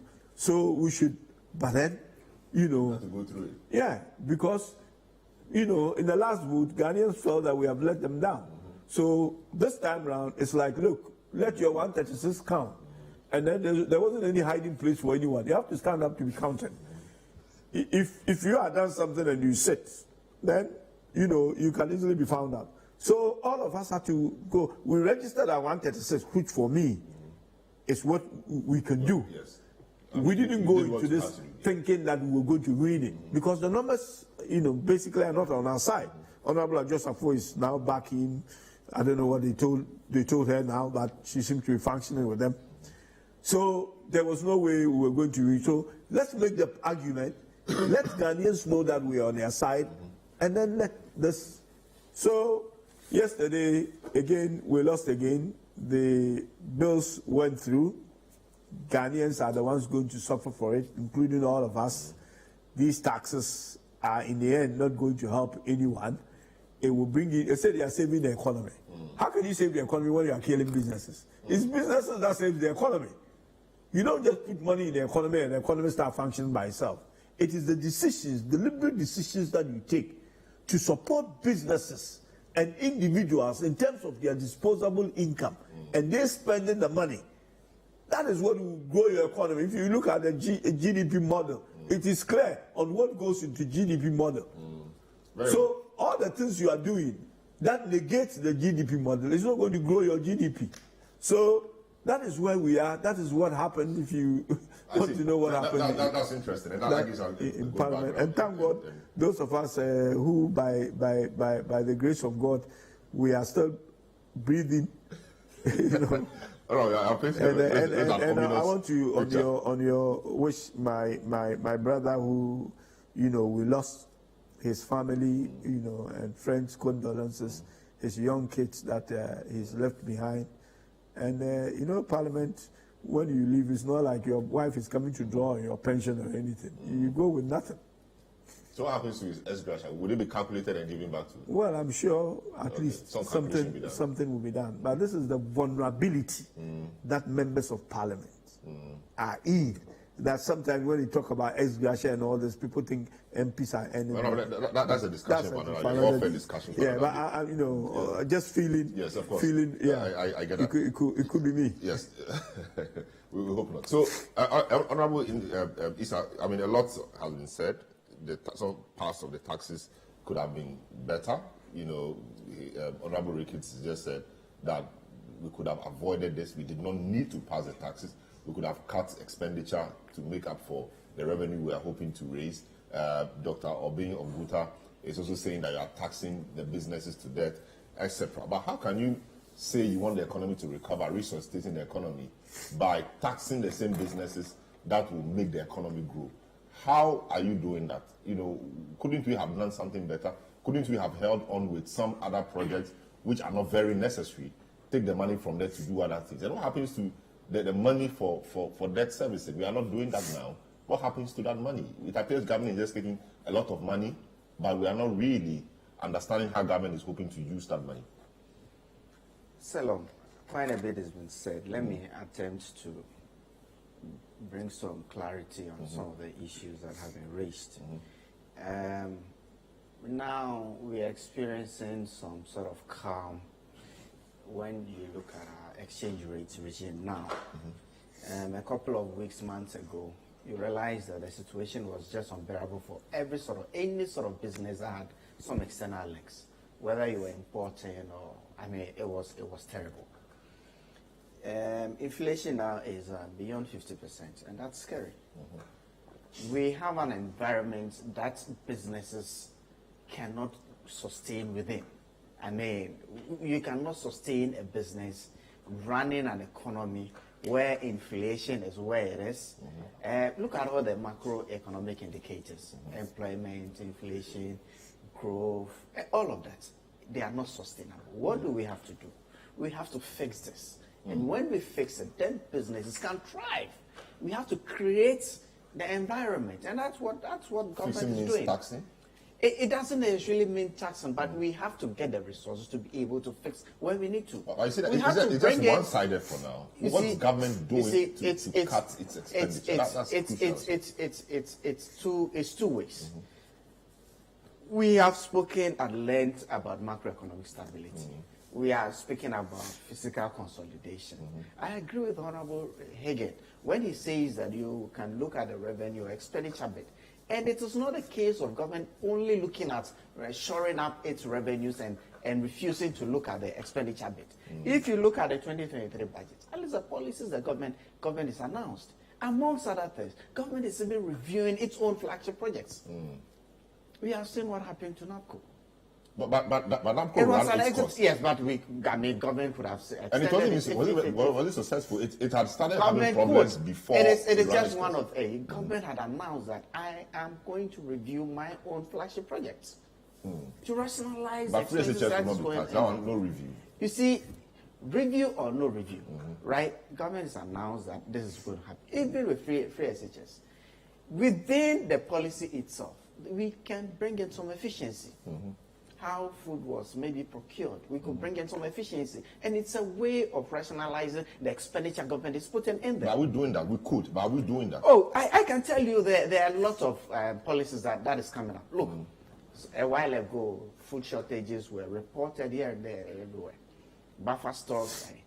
Government has been able to bring in other agencies like the commodity exchange, and the schools are getting food from. It's relative brought calmness on the supply of food into schools. These are all reviews to be able to ensure that we have efficiency. Look, on the expenditure side, still government and all its appointees, 30% cutting salaries. How do you, well, It is a way of rationalizing our expenses. We are looking at efficiency within the public sector. MDAs, I mean, those who are outside of GIFMIS, you have to put your budget in there, ensure that every expenditure that you can do from every MDA is already on the system, else you cannot spend money. These are all efficiencies that we are bringing in. It's all to rationalize our expenditure. Today, the Internal Audit Agency, for first time, they have been resourced to the extent that they are effective, ensuring that we don't even have to wait for anything untoward to be done. We ensure that there is a system that ensures that you are going by the right fiscal and policies within it. So these are all things. If you look at from, I think, page 55, 57, 56, and 58 of the budget, it's full of expenditure and rationalization. but people think these are not deep enough. When you are running an economy and all of that, people think these are superficial. You would think that they are superficial, but that is where the chunk of government expenses go through. And if that's where our chunk, and if we are So able for to example, rationalize something that would have been deep enough. Look at free SHS, for example. Parents have said that we can pay.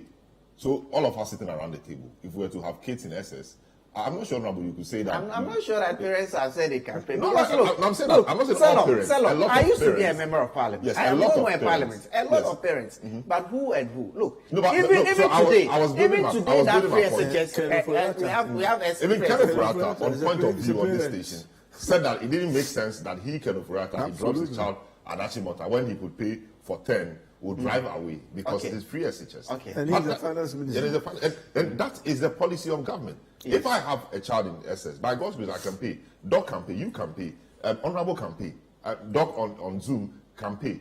But he said it's free. And you cannot even pay. I mean, you cannot even attempt to pay. How about we devise a system that will identify those who cannot pay? I think you see, devising a system. government pays let for me this. let me dovetail and put it together with what Doc was saying about property tax. Yes. You know, government did announce it in the budget again that we were going to engage GRA and to work directly with assemblies to ensure that some efficiency is brought in the space of. But we hear this every time. We heard this last year. Oh, no. We heard Wait, this so I'm 2018. giving you an update. As I speak to you, at least I know from my assembly, Yes. Okankwe North, from AMA, I know the system, there have been interviews, people have been engaged. The GRA and assemblies are working together. It is all possible because this government had taken policies that now, when you know who owns a property, you know where the property is located, you know the incidence of taxation, where it falls. Hitherto, properties have, we have compound houses traditionally. Yes, it belongs to my great-great-great-grandfather. We are living there. Who even pays for the property? But because of the digitalization agenda, because of the property addressing system, we are building the systems. We will get there. I'm sure that we will get to an extent where, like today, you need certain documents. You have to produce a tax credit certificate. You need to go for a contract. You have to produce a tax. We are getting there. It will get where you need a driver's license. You have to produce it. It will get to an extent where we will know what you do, where you live, how much you earn, who your dependents are.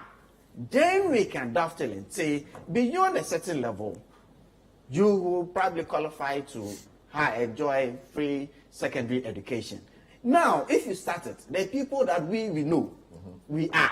Trust me, the system is going to be abused, and the object of ensuring that our citizenry gets the quality education that it's going to change the future of this economy, the future of this country. It will be defeated. It will be defeated. Let's start off from this level. We can perfect it over time. It is possible. Like it happened in India. When it started, they said, look, orphans were going to benefit. And over time, they perfected it. Yes. We will get there. But we have to put in the necessary aid. It is not a case of government just looking at the fact that because we need to create that physical space within the budget, we are only looking at shoring up our revenues. No. How about the issue of efficiency in tax collection? Ensuring that the right people. These are all realities of it. These are all realities that we have to deal with. The same old people keep paying. These are all realities that we have to deal with. We have been talking, if you talk about the incidence of taxation and all of that, we all been speaking about expanding the tax nets and all of that. Meanwhile, when we come to the discussions, there's a back and forth and all of that. I am thinking that it's positive that for the first time, we're even looking at earnings from lottery.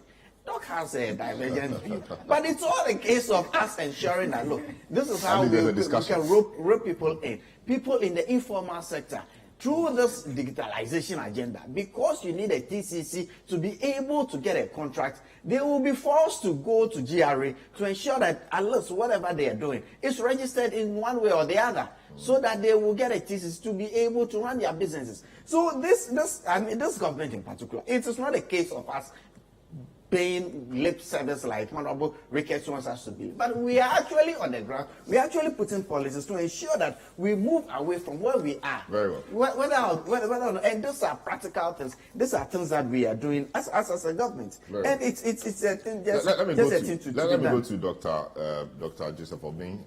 Maybe his final take on the matter. Doc, you have 1 minute to tell us how you think government can raise revenue from elsewhere. The bills have been passed, the president will sign or accent, and then we are done. What can we do? The plan has been that of compliance. I'm telling you, the taxes that we pay is already very high. But if we're able to ensure efficiency, as we are all talking about, and then everybody is complying, government will get more than enough. Let's expand the tax net also to include those of us who are not paying. There are so many people who are not paying these taxes. We have to build the necessary road maps, the tax maps. We don't even have tax map in this country. We have to get tax maps to see where we can have what and where we are not having, so that we can enhance on our revenue collection. We also have to plug the loopholes. There are so many. And those who are imposing this on us know that people are taking undue advantage of these leakages, and they need to be plugged. Free zones. It's obvious that we are losing so much. The warehousing system, the the tax exemption scheme, that alone, if you are born to say that we have cancelled tax exemption and that we give to only those necessary things that we have to give tax exemption, we will be saving about 2 billion so that businesses can have the respite to grow. We need growth. Where taxes are taken from the left, the interest rate is taken from the right. And the interest that we pay in this part of the world is so high, over 40%. No business can thrive. Now the inflation that it is a cost push in inflation. It's not as a result of excessive liquidity, as Bank of Ghana wants us to know. It's because we have these taxes piled up, the cost of doing business being high, and that have created this inflation. And when inflation, we have inflation, it means that consumers' purchasing power is reduced, and then it curtails the turnover. When our turnover is curtailed, if we are unable to service our debts at the bank, and that leads to the collapse of businesses. And so whatever thing we are saying is very real, and that we are expecting that they will listen to us, and then we all come together to find appropriate solution to this IMF thing, and not to adopt this method that definitely is going to add up to excessive cost of doing business and then kill us eventually. So much, Doc. Thank you so much for your thoughts on the matters. We are so grateful. Doc, I come to you just 1 minute, just to pull all these together. I mean, the way forward, how we can ensure efficiency, how we can ensure that the burden on businesses and everybody is a bit lessened, etc.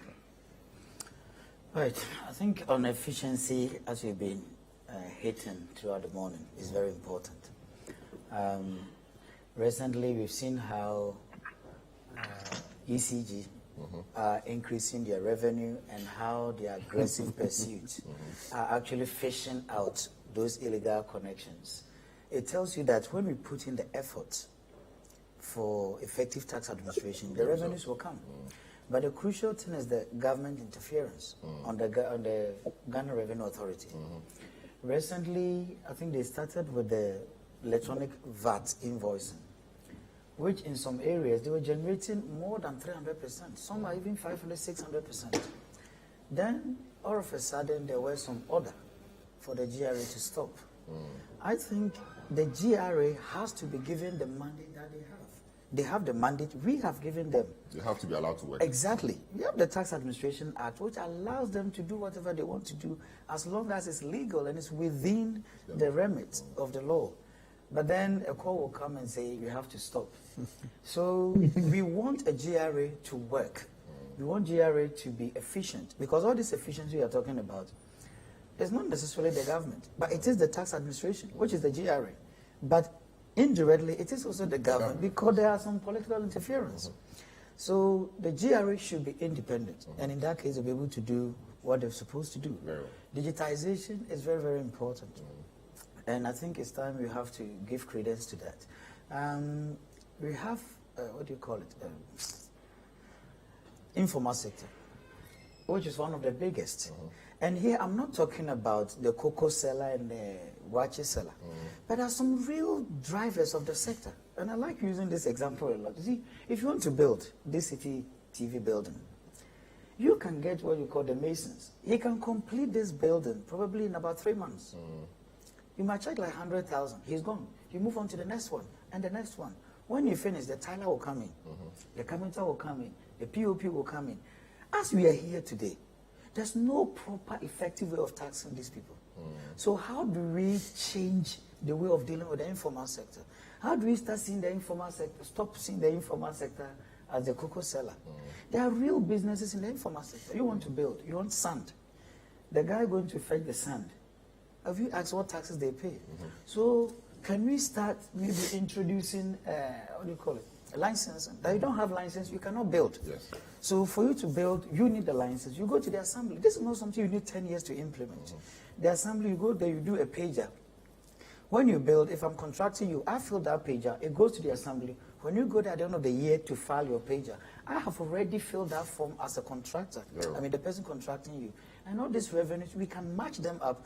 Even if it's 5% gross turnover tax, Very well. we will get a lot from the informal sector. Very well. So we'll conclude this. We'll move to the next topic. A few of your messages.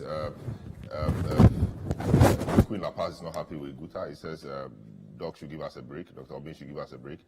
They are sympathizers of the incompetent government. Well, I don't necessarily think so. They are a group, and they advocate their cause. And a few other messages that I'll read in due course. This is 97.3 City FM. This is City TV. We're also live on YouTube, CityTube. And my guest this morning, the Honorable Fuseni Issa, former member of Parliament for Kankwe North, former member of the Finance Committee, the Honorable Kweku Ricketts-Hagan, former Deputy Finance Minister, former Central Regional Minister, Dr. Alex Pabin, Senior Economic Analyst, Natural Resource Governance Institute. We've been looking at the matter of the 3 revenue bills introduced yesterday or passed in Parliament. And we want to move on to the next matter, which is the issue of the Electoral Commission's CI. Parliament has made a decision on that. Parliament thinks that they should suspend it in the meantime and ensure that other things are done before. They've made some proposals, and they hope that sees fruition, or it reflects in the CI that will be properly laid before the House. We will take a quick break, return and deal with that, and then we'll see the way forward. Don't go away.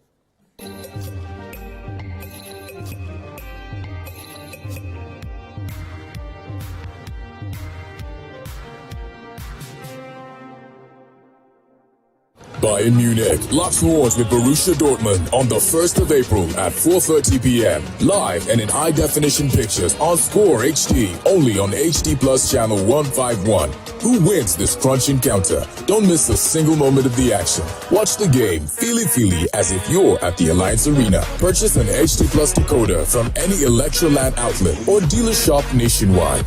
Visit hdplus.com.gh or call 024-243-9872 to order a special price offer now. HD Plus, the feely experience. Some children have 2 parents who do all that they can to make life comfortable. Some children have only 1 parent who toils to provide food, clothing, and shelter.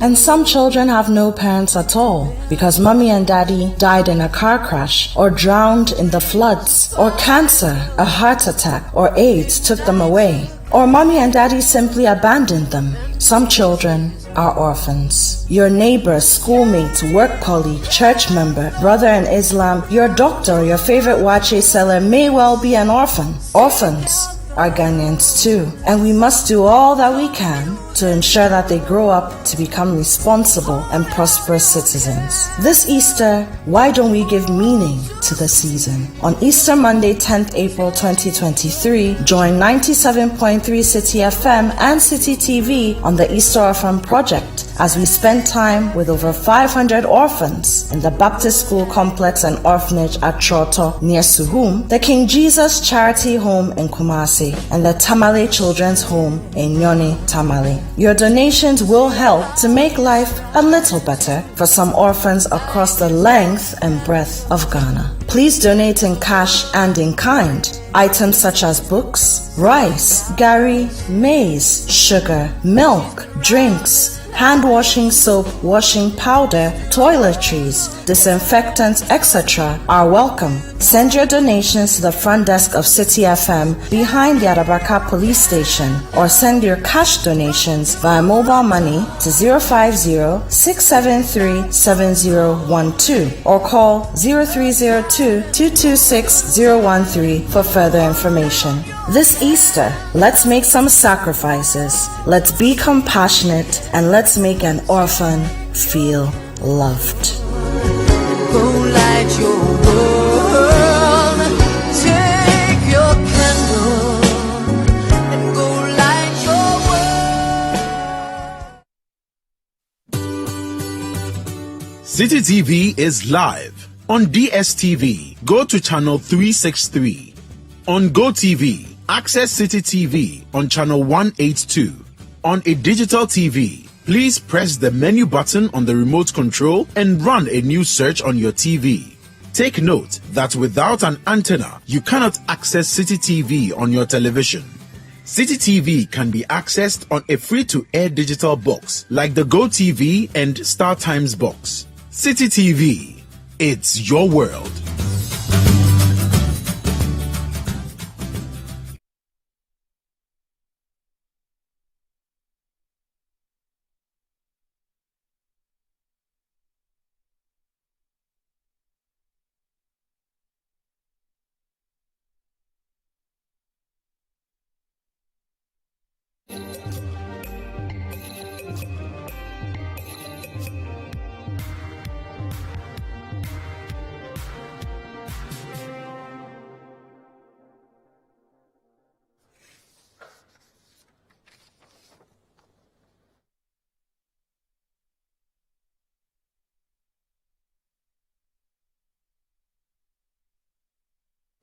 All right, you're welcome back to the big issue on 97.3 City FM. You're on City Tube on YouTube and obviously on City TV. We've just had a discussion on Parliament and the 3 revenue bills that passed last night and all the matters that came with it. We had an interesting discussion there. Now, we're moving on to our next subject, which is the issue of the Electoral Commission CI. Of course, that happened also in Parliament yesterday, and Parliament directed the EC to hold on with its plans to use the Ghana card as a sole document for registration onto the voters register for the upcoming polls.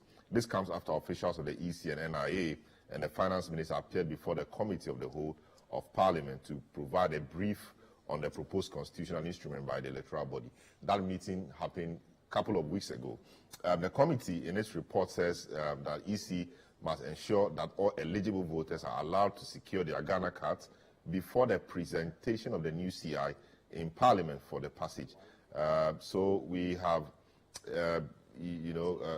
for example, the Deputy Majority Leader and Member of Parliament for a Futu constituency saying that the decision to direct the EC to rework the CI was a neutral one, devoid of political leanings. So my guest on this segment,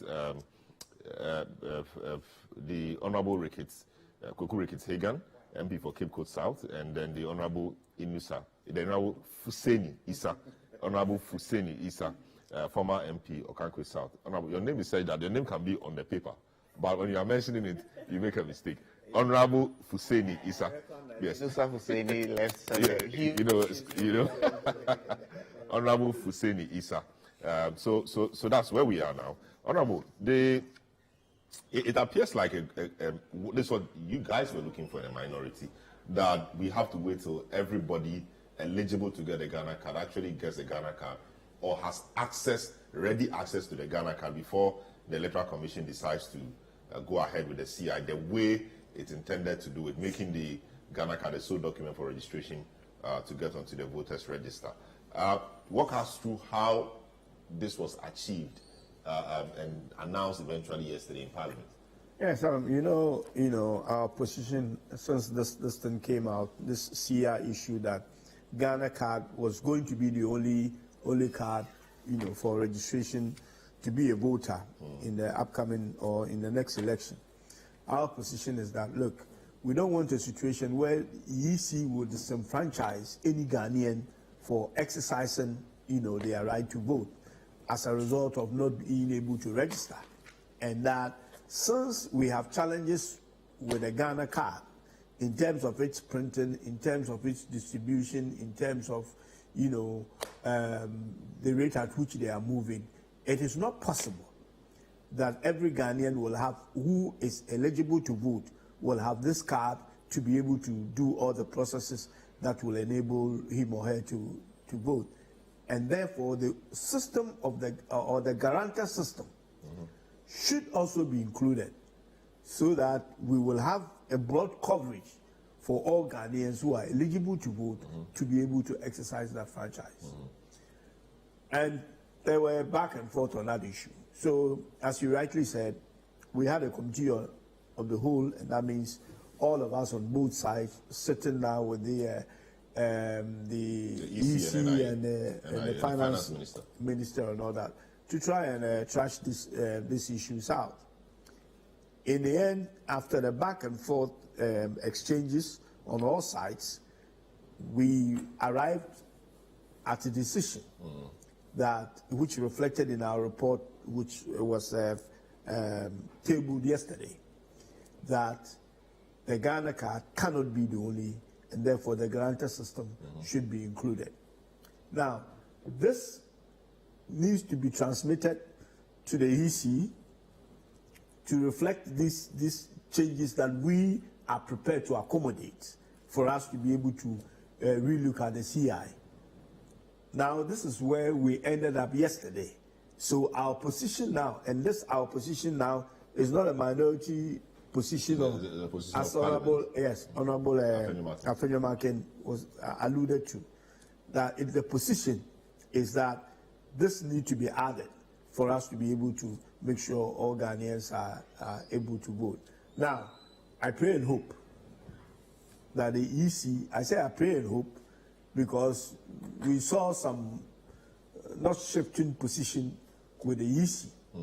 But now that it has been firmed in Parliament, and since the EC cannot come and lay their own CI, and it will be laid by us, then again I pray and hope that our friends on the other side will not move the goalposts when it comes to doing it, and that we will keep to our word and make sure that the EC reflects that before the CI is laid.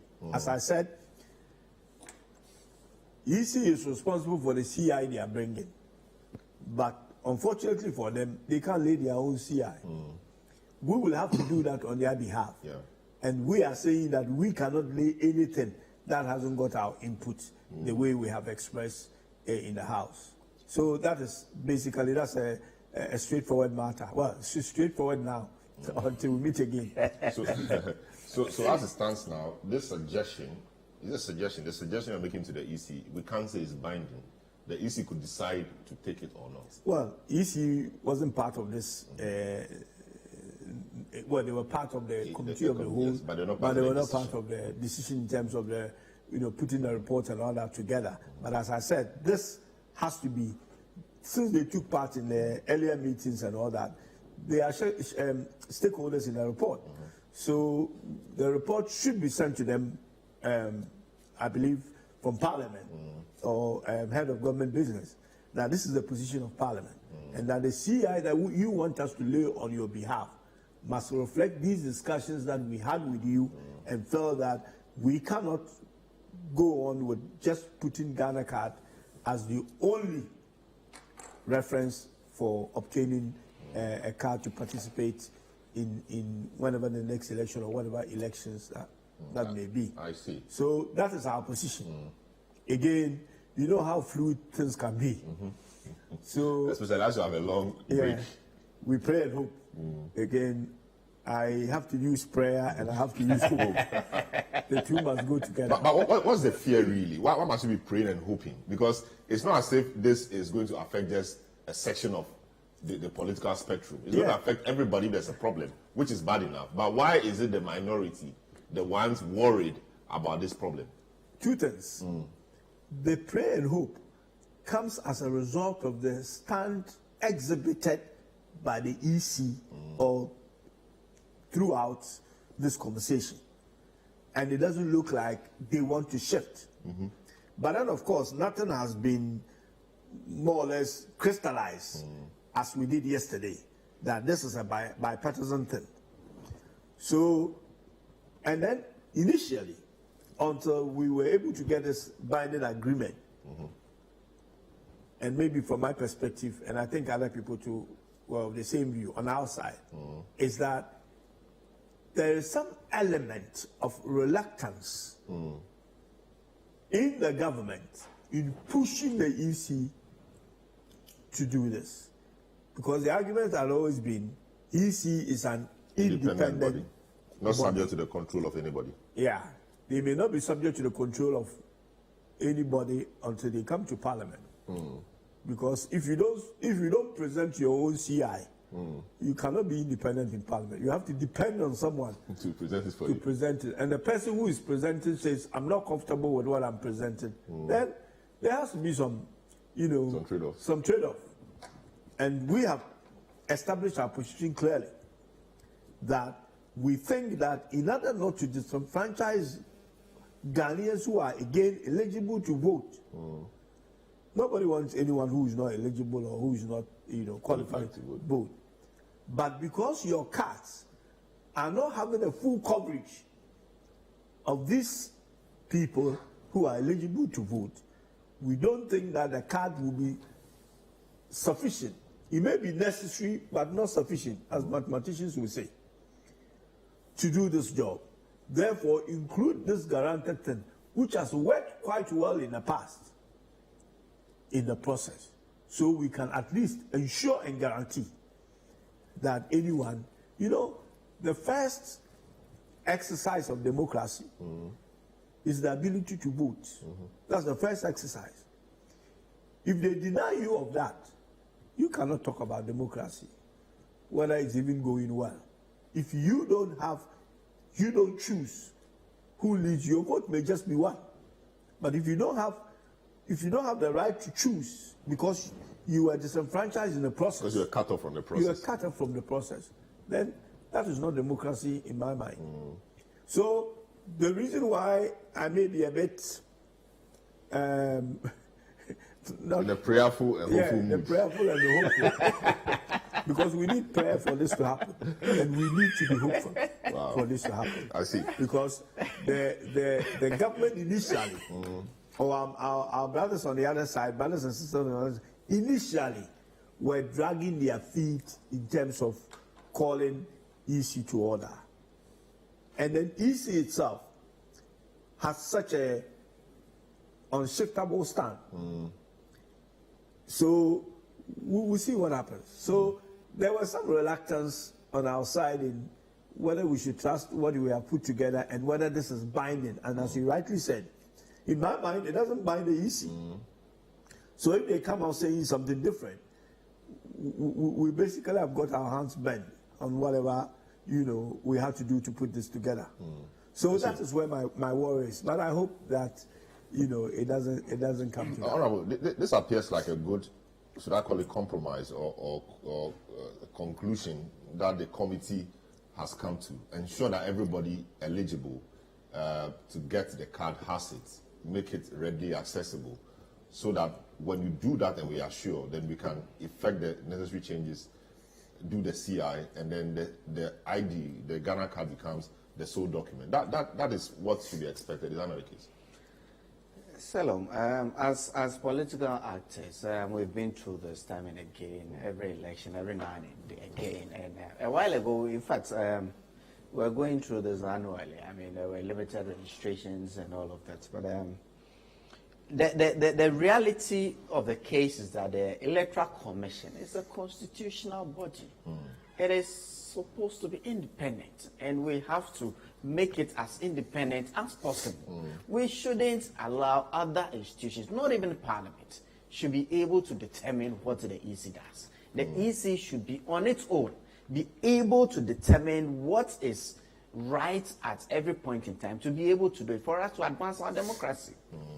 You see, when the EC puts together a constitutional instrument like what it did the last time and takes it to Parliament, once that instrument gets laid, nobody can change anything in there. Sure. If you want to, you need 2/3, and that's per our Parliament. I can't foresee. Yesterday, it was quite interesting to see both sides of the divide coming together and agreeing on a way forward. But even that's Honorable here this morning, praying and hoping that whatever was agreed will be seen to a. But you see, there was some uniqueness in the CI that the EC took to Parliament. For the first time, we are trying to bring in a system that will allow for continuous registration. Hitherto, annually we'll say, okay, those who are attained the age of 18 and qualify to get their names on the electoral roll, go to the district offices and get your name on there. As a political actor, I've seen this many times. And many times we did not even do it at the electoral area levels as our brothers on the other side want to force us to do. We have done it many, many times at the district offices. In my case, we live in Akwetema. At the time, our district office was in Kaneshie. So you, as a political actor, sometimes you even have to facilitate the transportation of people from Akwetema to Kaneshi for them to get their names on the electoral rolls. And that the district office would be the only place. The only place at the time, and it used to be. Because what I know is it was done on electoral area. I am telling you, Selo, it has been done in the past. The only places where limited registration had been done are the district offices. I don't know what has changed. At this time, our friends are demanding that it should be done at the electoral area level. Even some of them went to the extent of even demanding that we do it at the polling station. No, but that would be limited registration. But this is continuous registration. That is the difference. That's the difference. Continuous registration. What does it entail? Continuous registration doesn't mean that I probably have the New Patriotic Party or the National Democratic Congress or the PPP are going to get agents at the Electoral Commission office. So before you get in there, we as a people, we have passed an act that established this body, National Identification Authority. They are the sole institution that has the mandate to determine who gains that identity of a Ghanaian. That's the mandate we have given to that institution. And what the institution is saying that, why should we have such an institution in place, having rolled out its, yes, given that there's some shortfall in the printing and the producing of the cards. When Professor Tepa went to Parliament, he gave them a time. He said within 11 days I was going to do it. I heard yesterday one of the deputy minority whips saying that the 11 days has not been met. At least from what I glean, all the outstanding cards have been printed.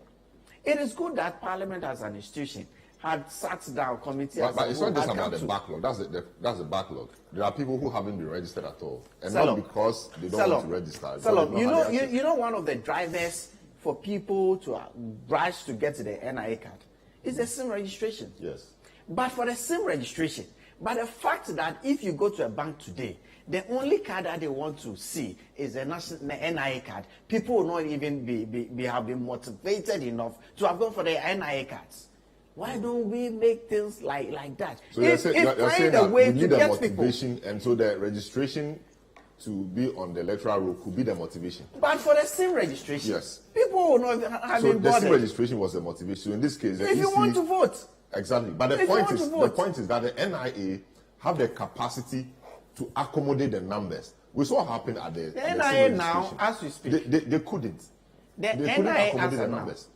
NIA keeps saying that, look, they were not put together as an institution that could produce that sort of numbers. It is true. And it's not changed. It is true. It is true. When are the next elections? Anybody who is eligible, NIA has offices in all districts. In all districts now. So it is not a case of when they didn't even have the district offices. NIA today has district offices. So I don't see what is actually... NIA had district offices the block. You know, 2 months ago, 3 months ago, 4 months ago, NIA still had offices. Yeah. But you could not just walk into any of those offices and get a card because the cards were not available. Now the cards are available. Now they said they owed some 1 billion and over. Finance Ministry has released some 100 million or some amount of money. Now the cards are available. Yeah. The cards could run out. We are still owing. Yeah. What happens when we get to the middle of it? We run out of cards and they need to pay again, but there's no money. The reality is what you are saying, but it's the case of us resourcing the NIA. But we've not done ensuring that the NIA is the institution that we as a people have put together and given that mandate. Yes, but we've not done that. We know we have to resource them. So there's a shortfall that has been corrected. Yes, we are not saying that whoever the NIA is owing are not going to be paid. But the people also want their money before they release the card. That's so what I'm saying. Somebody. So when you want to base a critical thing like the right to vote, the constitutional right to vote, on an uncertain process, because we don't know when the next tranche of money will be released. We have built an institution like NIA. Last year in July, the NIA said they were going to print the backlogs in a matter of months. And they came to Parliament, and that hadn't been done.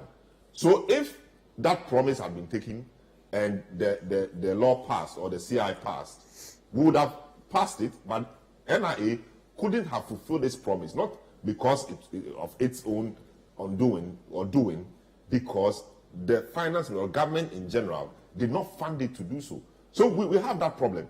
The NIA doesn't generate, it doesn't fund itself. Somebody has to fund it. If the money is not available, they cannot work. They will be willing to work, but they cannot work.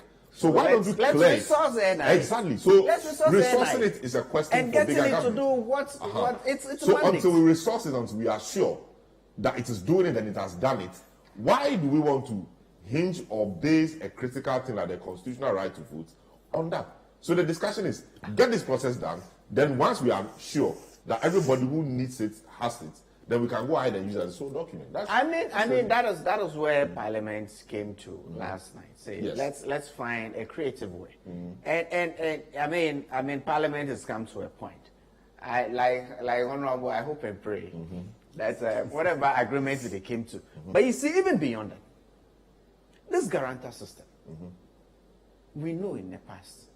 I'm a political actor. I tell you, it's been abused. Look, when you have had suspicion and you had protested against the registration of someone and you had gone to the committee, it's a long, laborious process. And trust me, sometimes you lay a protest and the person's even refused to appear at the committee. Or you are unable to go to the committee. How does the process work? If you raise a protest, they'll go ahead and register, or the registration will halt? They will go ahead and register. But there is a committee that will sit on the matter to determine the genuinity to determine the matter. I thought once the protest is raised, the process halts until you finish. If you are cleared, then you come and register. It doesn't work that way. Because the registration process would have been done by the time the committee sits. But they will hold on to your card. Yeah, but they will hold on to your card. So when it's completed, you will register, but when they will hold on to your card. That's fine. You see, the guarantor system, as to its efficacy, is also one thing, right? Thankfully, now they have agreed that the guarantor system is going to be akin to what the NI uses, so that there's going to be a commissioner of oath. That's the situation. But so that now you have to swear. Hitherto, that can also be abused. But you see, when somebody knows that there's a commissioner there, and that you are swearing to something, that for all the data you are given, you are swearing to it, and you are liable to legal prosecution if it is found out that the representations that you gave is false. It sort of raises the bar. Rather than just you going to anybody and saying despite this, there are people who get onto the NIA system who are not supposed to be there. I don't think that there's a perfect system anywhere. The position by the Electoral Commission boss that the NIA system is way more robust than theirs. I think it says a lot about her own system, and I'm wondering why can't she perfect her system? That is why I'm saying that as actors, as political actors, we are used to how we do certain things. And unfortunately, this will have to evolve over time. She's saying that because over time, the guarantor system that the EC has used in the past has not been reviewed, has not been revised. It's been the same old system. So she should review it. She's the boss. So that is what Parliament is suggesting to the EC, that we can still keep the guarantor system, but let's up it by bringing in a commissioner of oath. And so then people will know that it is not like they have done in the past, but this time, for the representations that you do, when you go to register, you are liable to prosecution if it's found out that the representations are actually false. So it is something that Parliament has agreed to. It is something that the EC will have a look at. I don't know, and I believe that whatever Parliament did, it's not binding on the EC. On the other hand, the EC still needs Parliament, because without a CI coming to Parliament, without it laying the CI in Parliament, they cannot mature and they cannot work. So it has to be a give and take, a Georgia thing. That's what. Let me read a portion of the report. Regulation 1, qualification for registration. Regulation 1, the Parliament is saying insert new sub-regulations 4 and 5 as follows. This is their suggestion.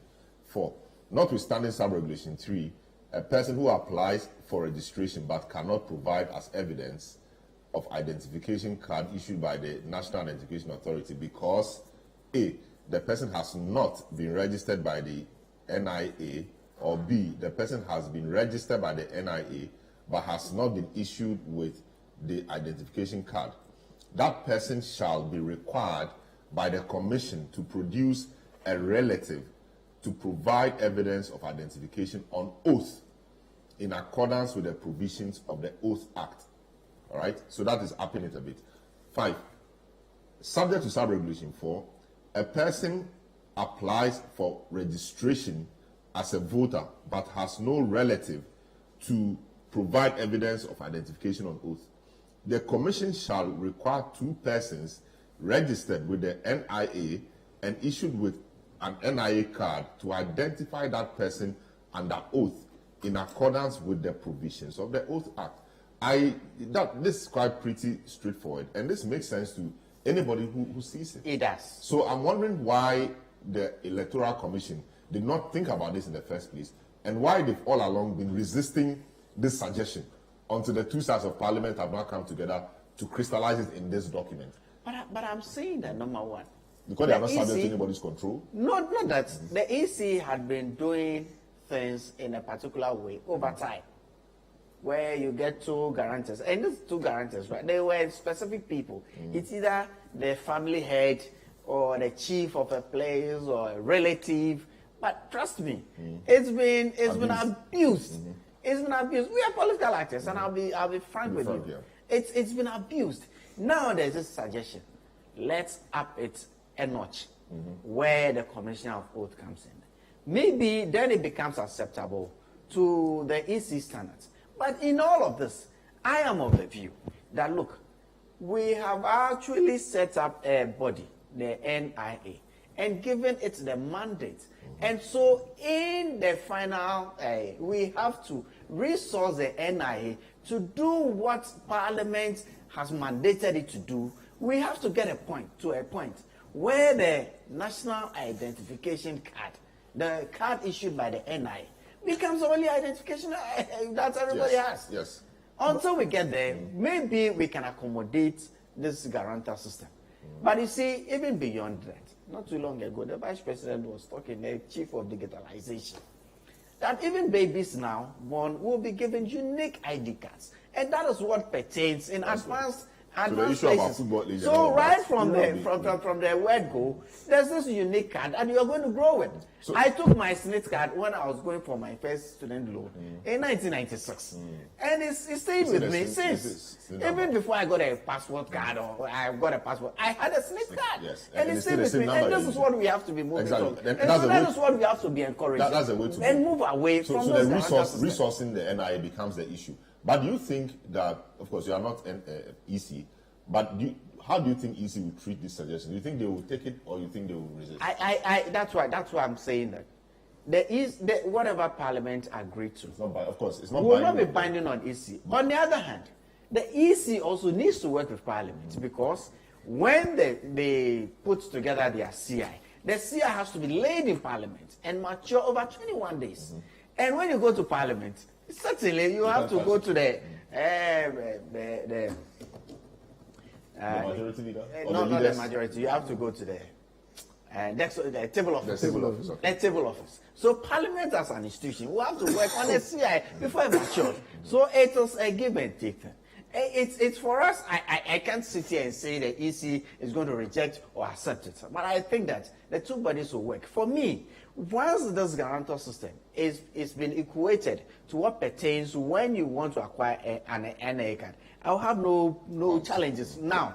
At least for now. But ultimately, I will be happy for us to get to a stage where the NIA card will be the final. Can I just come in just 1 minute on that? From what you have just read, it looks as if we have put together some kind of a sensible, document, suggestions going forward. For every system, as you go along, you have to be improving that system. So if we have issues with the guarantor system, what has been added, hopefully, will cure whatever challenges that we have. We have a system. I'm a great believer in the end of the NIA card. I mean, we have lived in other jurisdictions where you can see that you mention one number and your whole life will be played before you. And somewhere along the line, we will have to get to that for us to be able to run efficient system in terms of even government providing for us, the citizens, in everything. But we are not there yet. So when you are not there yet, you don't want to run a system that is not robust system. You have these cards that are being issued, and I do agree that the money that they need, you have the institution. But if the institution don't have the tools, it's like basically go to a carpenter to make you a furniture, but a carpenter has no tools to make your furniture. So we should empower the NIA by giving them the resources that they need to be able to do that. But they are not there yet. So let's not use what Honorable Brother is suggesting, negative motivation. For me, making the card the only thing and thinking that will make people rush and get things done is a negative motivation. Let's have something to go along, parallel, until we are at a point where people will not look. When people become used to their Ghana card, eventually nobody will take anything out of their wallet or pocket to do anything other than a Ghana card. That's true. All right, so we'll take a short break also. This is the big issue. We are now looking at the matter of the CI, that controversial piece of proposed legislation that the Electoral Commission has been seeking to lay before the House. Mind you, by the nature of our lawmaking process, when a document like that is laid, it's a constitutional instrument, a constitutional body like the EC derives powers from the Constitution to make its own laws. And that lawmaking process requires that when the document is put together, it must be laid before Parliament for a cumulative period of 21 sitting days. And once that expires, it becomes law. It's just a matter of time. 21 sitting days, it becomes law. Parliament smartly devised what they call the pre-laying debates or discussions, which allows them to look at it and to also make inputs like they're doing now. So in this situation, there was this pre-laying discussion or forum or debate where the two sides debated, haggled over some of their positions. The minority thought that making the Ghana card the only identity document to register onto the new, onto the electoral roll would disenfranchise a lot of people, because the NIA card, they argue, was not readily accessible by a lot of people. Indeed, close to about 6 or 7 months, the NIA had run out of cards, so they were not printing. And they had a backlog of close to 500 or 600,000 they hadn't printed and so hadn't distributed. So it meant that if that law had been passed, all those people could not have been captured in the electoral roll. Of course, election is in 2024, but I think the district assembly elections is coming up. They wouldn't have been able to register to do that. So what the two sides have come to do is to come to some consensus to say that yes, we agree the NIA card should be used, but until everybody gets it, let's not do the guarantor system where you take somebody who is a Ghanaian, somebody who can vouch for you to come and vouch. But in this case, we'll have the Commissioner of Oath, as the NIA has had. Already the EC boss has said that their guarantor system is not as robust as the NIA one. So now they are seeking to make it robust. From what Parliament is directed, they should add a Commissioner of Oath there so that the people swear before the Commissioner of Oath. That gives them the implications for lying or giving false information if you swear before a Commissioner of Oath. So that's where we are. We'll take a short break. We'll return and then look at the last leg of this conversation. Then we can call it a day. This is a big issue. Don't go away.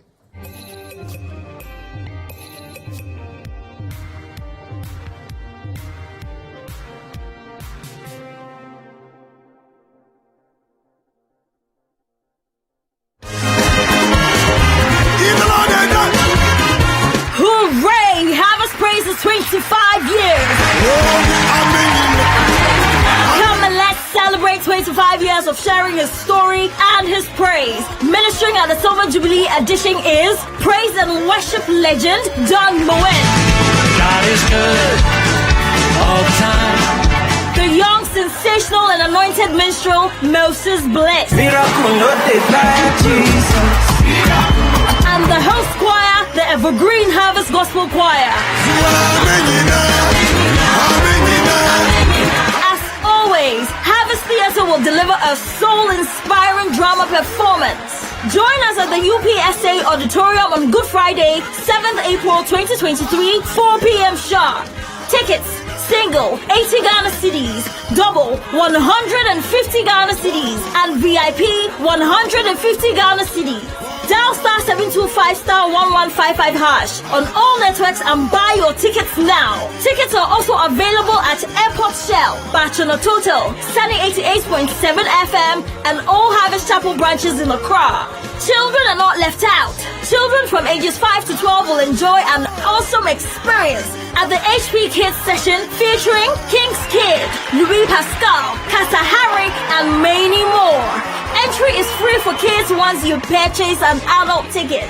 Come, let's celebrate. It's the Silver Jubilee. Harvest praise. Get your praise on. See you there.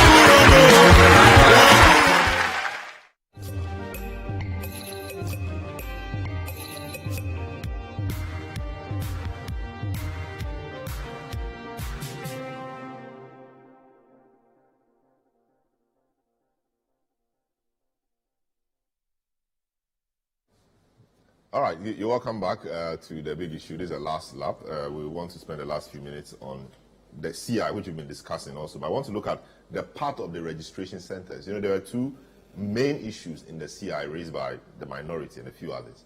One was with the Ghana card, and the second one was with the continuous registration of people onto the electoral roll. What we had known, or what we knew in the past, or what we've known, as Honorable Issa said, is that periodically the Electoral Commission will organize what we call the limited registration exercise, where at certain parts or times in the year, go to certain registration or electoral areas or offices, and then you are registered. So that's why we saw parties, or we see parties busing people here and there, you know, to go and register. Now, EC is saying that they want to do an all year round registration, so that it doesn't matter which time of the year I get my documents together, or I turn 18. I just walk to the office and I register, no stress, you know. But there are some issues with that as well. One, it is important that party agents are there to guide or guard the process. When it's an all year round registration, will party agents be allowed into the offices all year round? And who takes care of them? The parties will take care of them. That's extra expense or extra cost. But yes, that's one. Would there be anybody to check the process? If a minor comes to register, or if a foreigner comes to register, albeit coming with somebody to vouch for that person, there's no polling agent to challenge, there's nothing. Of course, we assume the EC officers will do the right thing by going through the process, everything. But there's a role for party agents. That has not been captured. And so I will speak to Honorable Issa to tell us how they hope to deal with that and how parties will be hoping to scale that. Honorable Issa. No party agents. You see, Salam, unfortunately, I'm not privy to that document. Okay, I only glean from what I heard them do. But the reality is that I'm also gleaning that for the limited registration, there's going to be a period where the EC is going to go into the constituencies or into the electoral areas and allow, let's say, a period of 2 weeks where people will be given the opportunity to put their names on the electoral roll. And then if you miss that, beyond that, then you have to go to the district. It's one of the suggestions that the Parliament as an institution put in the document that the EC has now. Let's see how it works, because traditionally we had when we did the limited registration at the EC offices, there were always the presence of party agents who were going to work with the EC to ensure that all those who got their names on the electoral roll were actually qualified. Now that is going to be continuous. That is why for the continuous one, I am of the view that it should be strictly NIA. NIA would have gone through a system including the guarantor system. So it is quite a fluid thing. If the continuous registration is going to go ahead at the district offices, are we going to say that they're going to use the same guarantor system as the NIA uses? Okay, so the suggestion is that for the all year round registration, strictly NIA. For me, I think that's where we should room for limited registration within the electoral areas. Yes, within the electoral areas. Okay. And over time, we probably will just stay strictly to, because anybody beyond the age of 18 will not need to go and we don't have to do a new register like we had to do in 2020 and all of that. We would have invested in the infrastructure, the NI, and that would be acceptable by all parties because it's a transparent system. I see. You know, the problem, not a problem per se, but I think that thinking, we're not maybe thinking loud on some of these things. I mean, if you need a particular identification, which you use for universal things, for instance, then you can talk of being able to do this on a daily basis or whatever. But people register voter cards. Yes. What do you use it for? You use it to voting. You don't vote every day.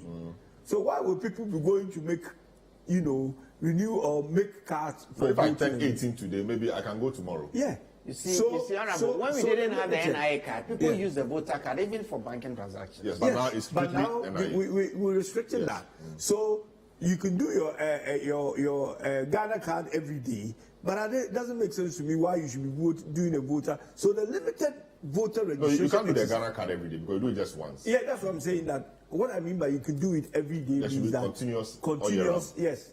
I mean, somebody can turn 18 today or whatever. Somebody will turn 18 tomorrow, and even the card is going to be from the time you were a baby. So probably a time will come that maybe this will even be done at the hospital or wherever you are born. So, but when it comes to voter card, my thinking is, why would I want to do this every day? Limited registration exercise. But the stress of limited registration exercise. You see, the limited registration exercise puts checks and balances in place. This is where you have agents of the political parties making sure that whoever is registering in the community actually is from the community, whether he's bringing somebody to vote for them or whatever. But then if you're doing this where you can do it every time and go to the office, you cannot keep agents in these offices on a daily basis to do that. So I think the point he's making is that when it comes to the all-year registration, let it strictly be the Ghana card. Those who do not have the Ghana card, there will be avenues for limited registration. Yes. So that those checks can be maybe if you live in the UK, once you get an NI card, the NI number, a form is sent through your door for you to put your details in there, and that gets you on the electoral roll. You don't have to go anywhere. We're not there yet. No, but we are building systems. Let's know where we are going to go. So you don't always have to this continuous. There's somebody seated in all the district offices in the EC have workers.